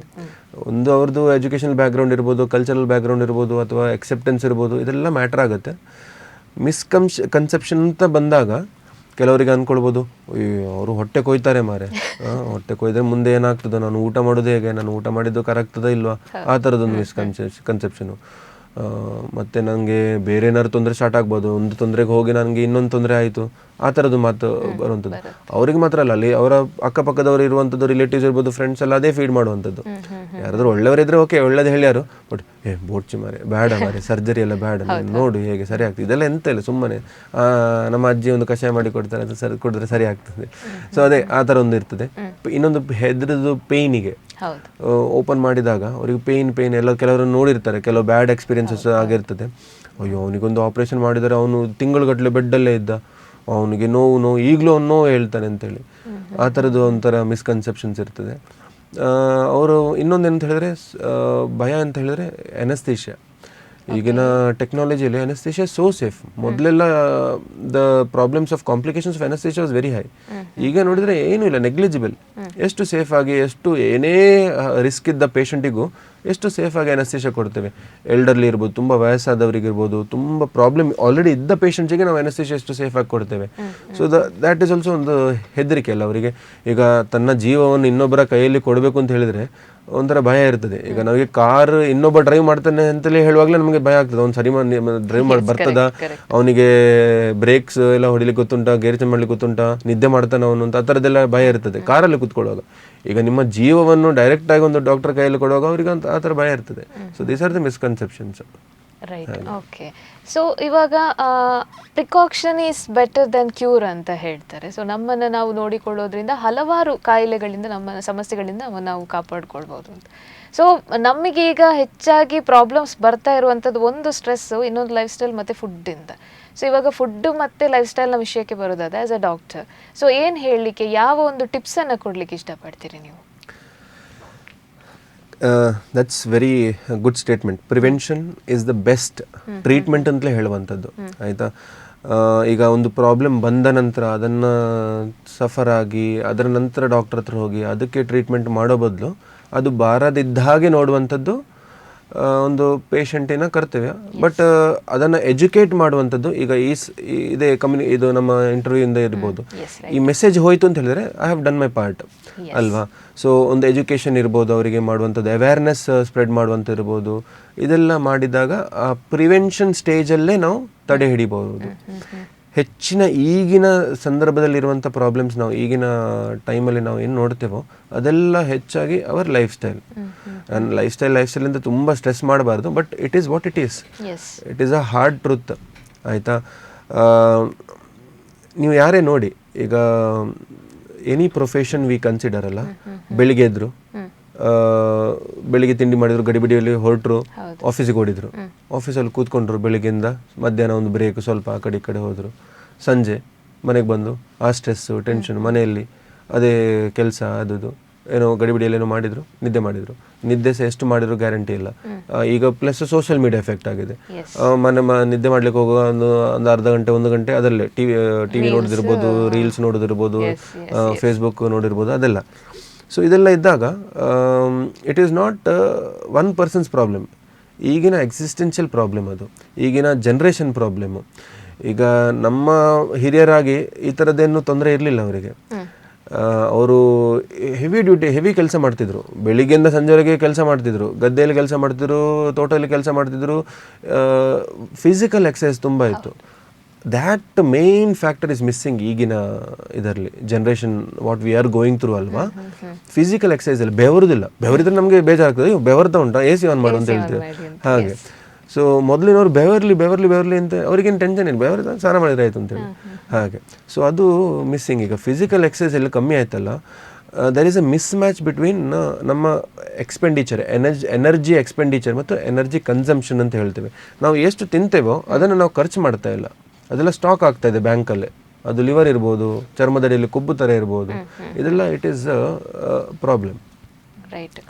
ಸೊ ನಾವು ಅದನ್ನು ಸ್ಮಾರ್ಟಾಗಿ ಹೇಗೆ ನಮ್ಮ ಒಂದೇ ಕ್ಯಾಲರಿ ಕನ್ಸಂಪ್ಷನ್ನ ಕಮ್ಮಿ ಮಾಡೋದಿರ್ಬೋದು, ಅಥವಾ ನಾವು ಫಿಸಿಕಲ್ ಎಕ್ಸಸೈಸ್, ಈಗ ನಾವು ಒಂದು 2 ಮಾಳಿಗೆ ಆದರೆ ಯಾಕೆ ಲಿಫ್ಟ್ ತೊಗೊಳ್ಬೇಕು, ಲೆಟ್ಸ್ ವಾಕ್ ದ ಸ್ಟೆಪ್ಸ್ ಅಲ್ವಾ. ಸ್ಟೆಪ್ಸ್ ನಡ್ಕೊಂಡು ಹೋಗ್ಬೋದು. ಸಿಂಪಲ್ ಆ್ಯಕ್ಟಿವಿಟೀಸ್, ಈಗ ಕಾರ್ ತೊಳೆಯುವಂಥದ್ದು, ಅದಕ್ಕೆ ಇನ್ನೊಬ್ಬರು ಜನರು ಹೇಳೋ ಅವಶ್ಯಕತೆ ಇಲ್ಲ. Find a time. ಎಲ್ಲ ಒಂದು ಈಗಿನ ಎಕ್ಸ್ಕ್ಯೂಸ್ ಏನಂತೆಲ್ಲ ಟೈಮ್ ಇಲ್ಲ. ನಮ್ಮ ಹತ್ರ ಟೈಮ್ ಇಲ್ಲ, ಯಾರು ಮಾರಿ ಅದು ಮಾಡ್ತಾರೆ, ಯಾರಾದ್ರೂ ಅವ್ರಿಗೆ ಹೇಳು ಅವ್ರು ಮಾಡಿಕೊಡ್ತಾರೆ ಅಂತೇಳಿ. ಬಟ್ ಸಿಂಪಲ್ ಅದನ್ನು ಹೇಳಿದಲ್ಲ, ಡೈಲಿ ಅಥವಾ ಒಂದು 2 ದಿನಕ್ಕೆ 3 ದಿನಕ್ಕೆ ಒಂದ್ಸಲ ನೀವೇ ಸ್ವಲ್ಪ ಕಷ್ಟಪಟ್ಟು ಒಂದು ಕಾರು ವಾಶ್ ಮಾಡುವಂಥದ್ದು, ದಟ್ ಈಸ್ ಫಿಸಿಕಲ್ ಎಕ್ಸಸೈಸ್. ನೀವು ಜಿಮ್ಮಿಗೆ ಹೋಗಿ ಮಸಲ್ ಬಿಲ್ಡ್ ಮಾಡಿದರೆ ಮಾತ್ರ ನಿಮ್ಮ ದೇಹ ಒಳ್ಳೆದಾಗ್ತಂತಿಲ್ಲ.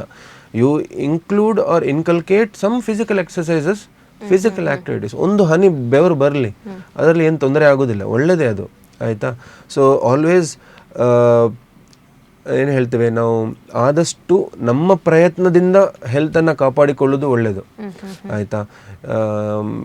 ಏನೇನೋ ಟಾನಿಕ್ ಕುಡಿಯುವಂಥದ್ದಂತೆ ಇದು ಕುಡಿದ್ರೆ ಹೆಲ್ತು ಪ್ರೊಲಾಂಗ್ ಆಗುತ್ತೆ, ಕೂದಲು ಕಪ್ಪಾಗ್ತದೆ, ಮುಖ ತ್ವಚೆ ಚೆನ್ನಾಗಿರ್ತದೆ, ಫ್ಯಾಟ್ ಕರಗ್ತದೆ, ಡೈಜೆಷನ್ ಚೆನ್ನಾಗಿರುತ್ತೆ ಅಂತ ಒಂದು ಮೆಡಿಸಿನ್ ಮೇಲೆ ಡಿಪೆಂಡ್ ಆಗೋ ಬದಲು ಅದೇ ನಮ್ಮ ಲೈಫ್ ಸ್ಟೈಲ್ನ ಚೇಂಜ್ ಮಾಡಿದರೆ ಹೇಗೆ, ಕರೆಕ್ಟಾಗಿ ಊಟ ಮಾಡುವಂಥದ್ದು, ತರಕಾರಿ, ಸೊಪ್ಪು ತರಕಾರಿ ತಿನ್ನುವಂಥದ್ದು, ಇಟ್ಸ್ ವೆರಿ ಗುಡ್. ಈಗ ತರಕಾರಿ ಎಷ್ಟು ಕಮ್ಮಿ ಆಗಿದೆ, ಅದು ತರಕಾರಿ ಅಂತ ಹೇಳಿದ್ರೆ ಅದು ಕೆಲಸ ಎಲ್ಲಿ ಬರ್ತದೆ ಅಂತ ಹೇಳಿದ್ರೆ, ಪ್ರಾಬ್ಲಮ್ ಎಲ್ಲಿ ಅಂತ ಹೇಳಿದ್ರೆ ದರ್ ಇಸ್ ಪ್ರಾಕ್ಟಿಕಲ್ ಪ್ರಾಬ್ಲಮ್ಸ್. ಈಗ ತರಕಾರಿ ಒಂದು ಅಂಗಡಿಗೆ ಹೋದಾಗ ಅಲ್ಲಿ ಫ್ರೆಶ್ ತರಕಾರಿ ಇರೋದಿಲ್ಲ, ಅದು ಹುಡುಕ್ಲಿಕ್ಕೆ ಸ್ವಲ್ಪ ಅವನಿಗೆ ತಲೆ ಯೂಸ್ ಮಾಡಬೇಕಾಗ್ತದೆ, ಅದು ಮಾಡೋದಿಲ್ಲ. ತರಕಾರಿ ಬೇಡ ಮಾರೆ, ಸುಲಭ ಎಂತ ಉಂಟು, ಏನಾದ್ರು ಬೇರೆ ಮಶ್ರೂಮ್ ಬೇಗ ಮಾಡ್ಬೋದು ಅಂತೇಳಿ. ದ ನ್ಯೂಟ್ರಿಷನ್ ನಾವು ನೋಡಿದರೆ ಈಗಿನ ಫುಡ್ ನಾವು ತಗೊಳ್ತೇವಲ್ಲ, ಸುಲಭದಲ್ಲಿ ಮಾಡುವಂಥ ನಾವು ಫುಡ್ಡೇ ತಗೊಳ್ಳೋದು, ಬೇಗ ಯಾವುದು ಮಾಡ್ಲಿಕ್ಕೆ ಆಗ್ತದೆ. ನಮ್ಮ ಟೈಮ್, ಈಗ ಎಲ್ಲವನ್ನು ನಾನು ಹೇಳಿದಾಗ ಟೈಮನ್ನೇ ಬ್ಲೇಮ್ ಮಾಡೋದಲ್ವಾ. ಸೊ ಬೇಗ ಪದಾರ್ಥ ಯಾವುದಾಗ್ತದೆ, ನಾವು ಯಾವುದು ಪಲ್ಯ ಬೇಗ ಮಾಡ್ಬೋದು, ಪಕ್ಕ ಊಟ ಮಾಡಿ ನಾವು ಹೋಗಬೇಕು, ಆ ಥರದ್ದೇ ಚೂಸ್ ಮಾಡ್ತಾರೆ. ಸೊ ಅದರಲ್ಲಿ ಈಗ ನಾವು ಕೊಡುವಂಥ importance to the nutrition value of the food ಅಲ್ವಾ, has come down very much. ನಮ್ಗೆ ಹೊಟ್ಟೆ ಹಸಿವೆ ಆಗ್ತಾ ಉಂಟು, ಹೊಟ್ಟೆ ತುಂಬಿಸ್ಬೇಕು ಅಷ್ಟೇ. So that is where we have lost it. So slowly we should go back to the nutritious food. ಇಷ್ಟು ತಿನ್ನುವ ಅವಶ್ಯಕತೆ ಇಲ್ಲ ನಮಗೆ, ಸ್ವಲ್ಪ each food will give certain amount of nutrition to us. ಇದು ಕೆಲವು ಮಿನರಲ್ಸ್ ಕೊಡ್ತದೆ, ಇದು ನಮಗೆ ಸ್ವಲ್ಪ ವಿಟಮಿನ್ಸ್ ಕೊಡ್ತದೆ, ಇದು ನಮಗೆ ಸ್ವಲ್ಪ ಬೇಕಾದ ರೇರ್ ಎಲಿಮೆಂಟ್ಸ್ ಕೊಡ್ತದೆ, ಕೆಲವು ಪ್ರೋಟೀನ್ಸ್ ಕೊಡ್ತದೆ. ಈಗ ಮೊಟ್ಟೆ ಮಾಂಸ ಎಲ್ಲ ತಗೊಂಡಾಗ ಅದ್ರಲ್ಲಿ ಪ್ರೋಟೀನ್ ಸಿಗ್ತದೆ, ಅದು ಬೇರೆ ಇದರಲ್ಲಿ ಸಿಗೋದಿಲ್ಲ, ಅದು ತಿನ್ನಬೇಕಾಗ್ತದೆ. ಹಾಗೆ ಈ ಥರದೆಲ್ಲ ನಮ್ಮ ಫುಡ್ ಹ್ಯಾಬಿಟ್ಸನ್ನು ನಾವು ಅದಕ್ಕೆ ನಮ್ಮ ಟೈಮ್ ಕೊಡಬೇಕು.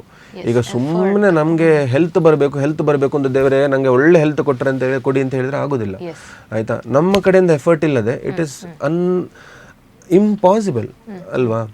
ನಾವು ಎಫರ್ಟ್ ಮಾಡೋದೆಲ್ಲ ಸರಿಯಾಗಬೇಕು, ಆಗೋದಿಲ್ಲ. It requires that effort from you. ನಿಮ್ಮ ಹೆಲ್ತ್ ಚೆನ್ನಾಗಿದ್ರೆ ಅಲ್ವಾ ಯುವರ್ ಫ್ಯೂಚರ್ ಸೆಲ್ಫ್, ಈಗ ಒಂದು 30 years ನಂತರ if that existence of your should thank your present ಅಂತ ಹೇಳಿದ್ರೆ you should do something for him ಅಲ್ವಾ. ಈಗ ಒಂದು 30 ವರ್ಷದ ನಂತರ ನಿಮ್ಮ ಬಾಡಿ ನಿಮಗೆ ಥ್ಯಾಂಕ್ ಮಾಡಬೇಕು ಅಂತ ಇದ್ದರೆ it is because of what you have done through this. Being aware of what your health is the most important thing. So health awareness programs are very important.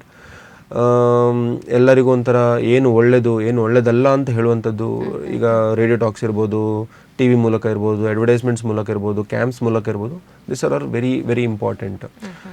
Motivation is important. ಎಲ್ಲರಿಗೂ ಒಂಥರ ನೀನು ಸ್ವಲ್ಪ effort ಮಾಡಬೇಕು, ನಿನ್ನ health improve ಮಾಡಬೇಕು ಅಂತ. So that is where prevention comes in. Right, okay. So ಈಗ ಈ ಒಂದು ಇಷ್ಟೆಲ್ಲ ಇನ್ಫಾರ್ಮೇಷನ್ ಅನ್ನು ಕೊಟ್ಟರೆ, if some people wants to talk to doctor Keerthi, so ಹೇಗೆ ನಿಮ್ಮನ್ನು ಕಾಂಟ್ಯಾಕ್ಟ್ ಮಾಡಬೇಕು, ಎಲ್ಲಿ ಸಿಗ್ತೀರಿ ನೀವು? ನಾವು ಮೇನ್ಲಿ ಪ್ರಾಕ್ಟೀಸ್ ಮಾಡೋದೀಗ ಸದ್ಯಕ್ಕೆ ಮಂಗಳ ಹಾಸ್ಪಿಟಲ್ ಆ್ಯಂಡ್ ಕಿಡ್ನಿ ಫೌಂಡೇಶನ್ ಅಂತೇಳಿ ವಜ್ರ ಹಿಲ್ಸು. ಸೊ ನಿಮಗೆ ನಂಬರ್ಸ್ ಎಲ್ಲ ಡಿಸ್ಪ್ಲೇ ಮಾಡ್ತೇವೆ, ಈ ನಂಬರ್ಸಲ್ಲಿ ಅವ್ರು ಕಾಂಟ್ಯಾಕ್ಟ್ ಮಾಡ್ಬೋದು. So they can direct call in and discuss their problems. ಅಥವಾ ವಾಕ್ ಇನ್ OPDs ಇದೆ, so any time throughout the day they can call in and come. So any surgical problems ಇರ್ಬೋದು, medical problems ಇರೋದು, ಅದನ್ನೆಲ್ಲ ನಾವು deal ಮಾಡ್ತೇವೆ. So if at all somebody wants guidance, ಅವರ ಹೆಲ್ತನ್ನು ಹೇಗೆ ಕಾಪಾಡುವಂಥದ್ದು ಅಥವಾ ಏನಾದ್ರು ತೊಂದರೆ ಆದದನ್ನು ಸರಿಪಡಿಸುವಂಥದ್ದು, ಅದೆಲ್ಲ we can always discuss. I always advise is to have a one discussion. ಈಗ ಏನೇ ಪ್ರಾಬ್ಲಮ್ ಪೇಷಂಟಿಗೆ ಇತ್ತು ಅಂತ ಹೇಳಿದರೆ ಅವ್ರು ಬಂದು ಅಟ್ಲೀಸ್ಟ್ ಅಷ್ಟೊಂದು ಎಫರ್ಟ್ ಮಾಡ್ಬೋದಲ್ಲ. ಈಗ ಎಲ್ಲ ವೀಡಿಯೋ ಕನ್ಸಲ್ಟೇಷನು. ಸೊ ಅದರ ಬದಲು ನಾನು ಒಂದು ಫಿಸಿಕಲ್ ಆಗಿ ಪೇಷಂಟನ್ನು ನೋಡಿದಾಗ ನಂಗೂ ಒಂಥರ ಕಾನ್ಫಿಡೆನ್ಸು. ಏನಾದ್ರು ತೊಂದರೆ ಇದ್ದಾಗ ಏನಾದ್ರು ಗೆಡ್ಡೆ ಆಯಿತಾ ಅದನ್ನು ಮುಟ್ಟಿ ನೋಡ್ಬೋದು, ನನಗೆ ಇದು ಏನಿದಿರ್ಬೋದು, ಇದು ನಾರ್ಮಲ್ ಗೆಡ್ಡೆ, ಆ ಥರದ್ದೆಲ್ಲ ಅದೊಂದು ಅಡ್ವಾಂಟೇಜು. ಸೊ ಅವರು always I advises go to the doctor, any doctor, ನಾನಂತಲ್ಲ, ಯಾವುದೇ ಡಾಕ್ಟ್ರಿಗೆ ಹೋಗಿ ಒಂದ್ಸಲ ನಿಮ್ಮನ್ನು ಅವರಿಗೆ ಅರ್ಪಿಸಿ ಅಲ್ವಾ. Let him examine you thoroughly so that he can do his best. Doctor ಒಂದು ಮೆಡಿಸಿನ್ ಮಾತ್ರ ಬರೀಲಿಕ್ಕಲ್ಲ, ತಲೆನೋವು ಉಂಟಾ, ಇದು ಮಾತ್ರ ತಗೋ ಅಷ್ಟೇ ಅಲ್ಲ. ಬಟ್ ತಲೆನೋವು ಯಾಕೆ ಬಂತು, ಬೇರೆ ಏನಾದ್ರು ಕಾರಣ ಇದೆಯಾ, ಕಣ್ಣಿನ ದೃಷ್ಟಿದು ಪ್ರಾಬ್ಲಮ್ ಇದೆಯಾ ಅಥವಾ ಅವನ ಮೊಬೈಲ್ ತುಂಬ ಯೂಸ್ ಆಗ್ತಿದೆಯಾ ಆ ಥರ ಅಡ್ವೈಸ್ ಕೊಡಬೇಕು ಅಂತಿದ್ರೆ the doctor should thoroughly examine the patient ಅಲ್ಲ, ಅವನ ರೂಟ್ ಕಾಸಿಂದ ನಾವು ಕಂಡುಹಿಡಿದು ಅದಕ್ಕೆ ಟ್ರೀಟ್ಮೆಂಟ್ ಕೊಡಬೇಕಲ್ಲದೆ ಪ್ರಾಬ್ಲಮ್ ಸಿಂಪ್ಟಮಿಗೆ ಟ್ರೀಟ್ಮೆಂಟ್ ಅಲ್ಲ ಅಲ್ವಾ. So it is always go to any doctor, let him have a thorough check, ಒಂದ್ಸಲ ಫುಲ್ ಚೆಕಪ್ ಮಾಡಿ ಮತ್ತೆ ನಿಮಗೆ ಮೆಡಿಸಿನ್ಸ್ ಕೊಡಲಿ. That is what I advise. ಏನಾಗುತ್ತೆ ಅಂತ ಹೇಳಿದ್ರೆ ಡಾಕ್ಟ್ರಿಗೆ ನೋಡಿದಾಗ ಅವನಿಗೊಂಥರ ಮೆಡಿಸಿನ್ ಧೈರ್ಯದಲ್ಲಿ ಬರೀಬೋದು ಅಲ್ವಾ. ಇದೇ ಇವನಿಗೆ ಬೇರೆ ಏನು ಪ್ರಾಬ್ಲಮ್ ಇಲ್ಲಪ್ಪ, ನಾನು ಕರೆಕ್ಟಾಗಿ ಚೆಕ್ ಮಾಡಿದ್ದೇನೆ, ಇದೇ ಮಾತ್ರ ಹೆಲ್ಪ್ ಆಗುತ್ತೆ ಅಂತ ಹೇಳುವಂಥದ್ದು ಧೈರ್ಯನೂ ಇರ್ತದೆ ಹಾಗೆ. Right, okay. ಸೊ ನಿಮ್ಮ ಒಂದು ಬ್ಯುಸಿ ಶೆಡ್ಯೂಲಲ್ಲಿ ನೀವು ನಮಗೋಸ್ಕರ ಟೈಮ್ ಮಾಡಿ ಸೊ ಒಂದೊಳ್ಳೆ ಇನ್ಫಾರ್ಮೇಷನನ್ನು ಕೊಟ್ರಿ. ಎಸ್ಪೆಷಲಿ ಇವಾಗ ಎಲ್ಲರಿಗೆ ಮಾಹಿತಿ ಬೇಕಾದಂಥ ಟಾಪಿಕ್ ರೊಬೋಟಿಕ್ಸ್ ಹಾಗೆಯೇ laparoscopic surgery. So thank you so much, ಧನ್ಯವಾದಗಳು ನಮ್ಮ ಕಾರ್ಯಕ್ರಮಕ್ಕೆ ಬಂದು ನಮಗೆ ಇಷ್ಟು ಮಾಹಿತಿಯನ್ನು ಕೊಟ್ಟಿದ್ದಕ್ಕೆ. ಎಸ್ ವೀಕ್ಷಕರೇ, ನೋಡಿದ್ರಲ್ಲ ಇವತ್ತಿನ ಈ ಒಂದು ಸ್ಪೆಷಲ್ ಎಪಿಸೋಡ್ನಲ್ಲಿ ನಮ್ಮ ಡಾಕ್ಟರ್ ಕೀರ್ತಿರಾಜ್ ಅವರು ನಮಗೆ ರೋಬೋಟಿಕ್ಸ್ ಹಾಗೆಯೇ ಲ್ಯಾಪ್ರೋಸ್ಕೋಪಿಕ್ ಸರ್ಜರಿ ಬಗ್ಗೆ ಮಾಹಿತಿಯನ್ನು ಕೊಟ್ಟರು. ಅದರ ಜೊತೆಗೆ ಒಂದೊಳ್ಳೆ ಡಯಟ್ ಲೈಫ್ ಸ್ಟೈಲ್ ಪ್ಲಾನ್ ಅನ್ನು ಮಾಡ್ಕೊಳ್ಬೇಕು ಅನ್ನುವಂಥ ಸಜೆಷನ್ ಅನ್ನು ಕೂಡ ಕೊಟ್ಟರು. ಸೊ ನಿಮಗೆ ಕೂಡ ನಿಮ್ಮ ಲೈಫ್ ಸ್ಟೈಲ್ನ ಬಗ್ಗೆ ಕನ್ಫ್ಯೂಷನ್ಸ್ ಇರ್ಬೋದು ಅಥವಾ ನಿಮ್ಮಲ್ಲಿ ಏನಾದರೂ ಸಿಂಪ್ಟಮ್ಸ್ ಕಾಣಿಸ್ಕೊಳ್ತಾ ಇದೆ, ನಿಮಗೆ ಏನಾದರೂ ಒಳ್ಳೆ ಗೈಡೆನ್ಸ್ ಬೇಕು ಅಂತ ಹೇಳಿದರೆ ಮಂಗಳ ಆಸ್ಪತ್ರೆಯಲ್ಲಿ ಡಾಕ್ಟರ್ ಕೀರ್ತಿರಾಜ್ ಅವರು ಸಿಗ್ತಾರೆ. ಸೊ ದಯವಿಟ್ಟು ಮಂಗಳೂರಿನ ಕದ್ರಿಯಲ್ಲಿ ಇರುವಂತಹ ನಮ್ಮ ಮಂಗಳ ಆಸ್ಪತ್ರೆಗೆ ಭೇಟಿ ಕೊಟ್ಟು ನಿಮ್ಮಲ್ಲಿರುವಂತಹ ಸಮಸ್ಯೆಗಳಿಗೆ ತತ್ಕ್ಷಣವಾಗಿ ಪರಿಹಾರವನ್ನು ಕಂಡುಕೊಳ್ಳಿ ಅಂತ ಹೇಳ್ತಾ ಈ ಕಾರ್ಯಕ್ರಮದಲ್ಲಿ ಒಂದಷ್ಟು ವಿಚಾರಗಳನ್ನು ನೀವು ತಿಳ್ಕೊಂಡ್ವಿ ಅಂತ ನಾವು ಅಂದ್ಕೊಳ್ತಾ ಈ ಕಾರ್ಯಕ್ರಮವನ್ನು ಇಲ್ಲಿಗೆ ಮುಗಿಸುವಂತಹ ಹೊತ್ತು. ಹೆಚ್ಚಿನ ಸುದ್ದಿ ಹಾಗೂ ಮನೋರಂಜನೆಗಳಿಗಾಗಿ ನೋಡ್ತಾ ಇರಿ ದೈಜ್ ವರ್ಲ್ಡ್ 24x7.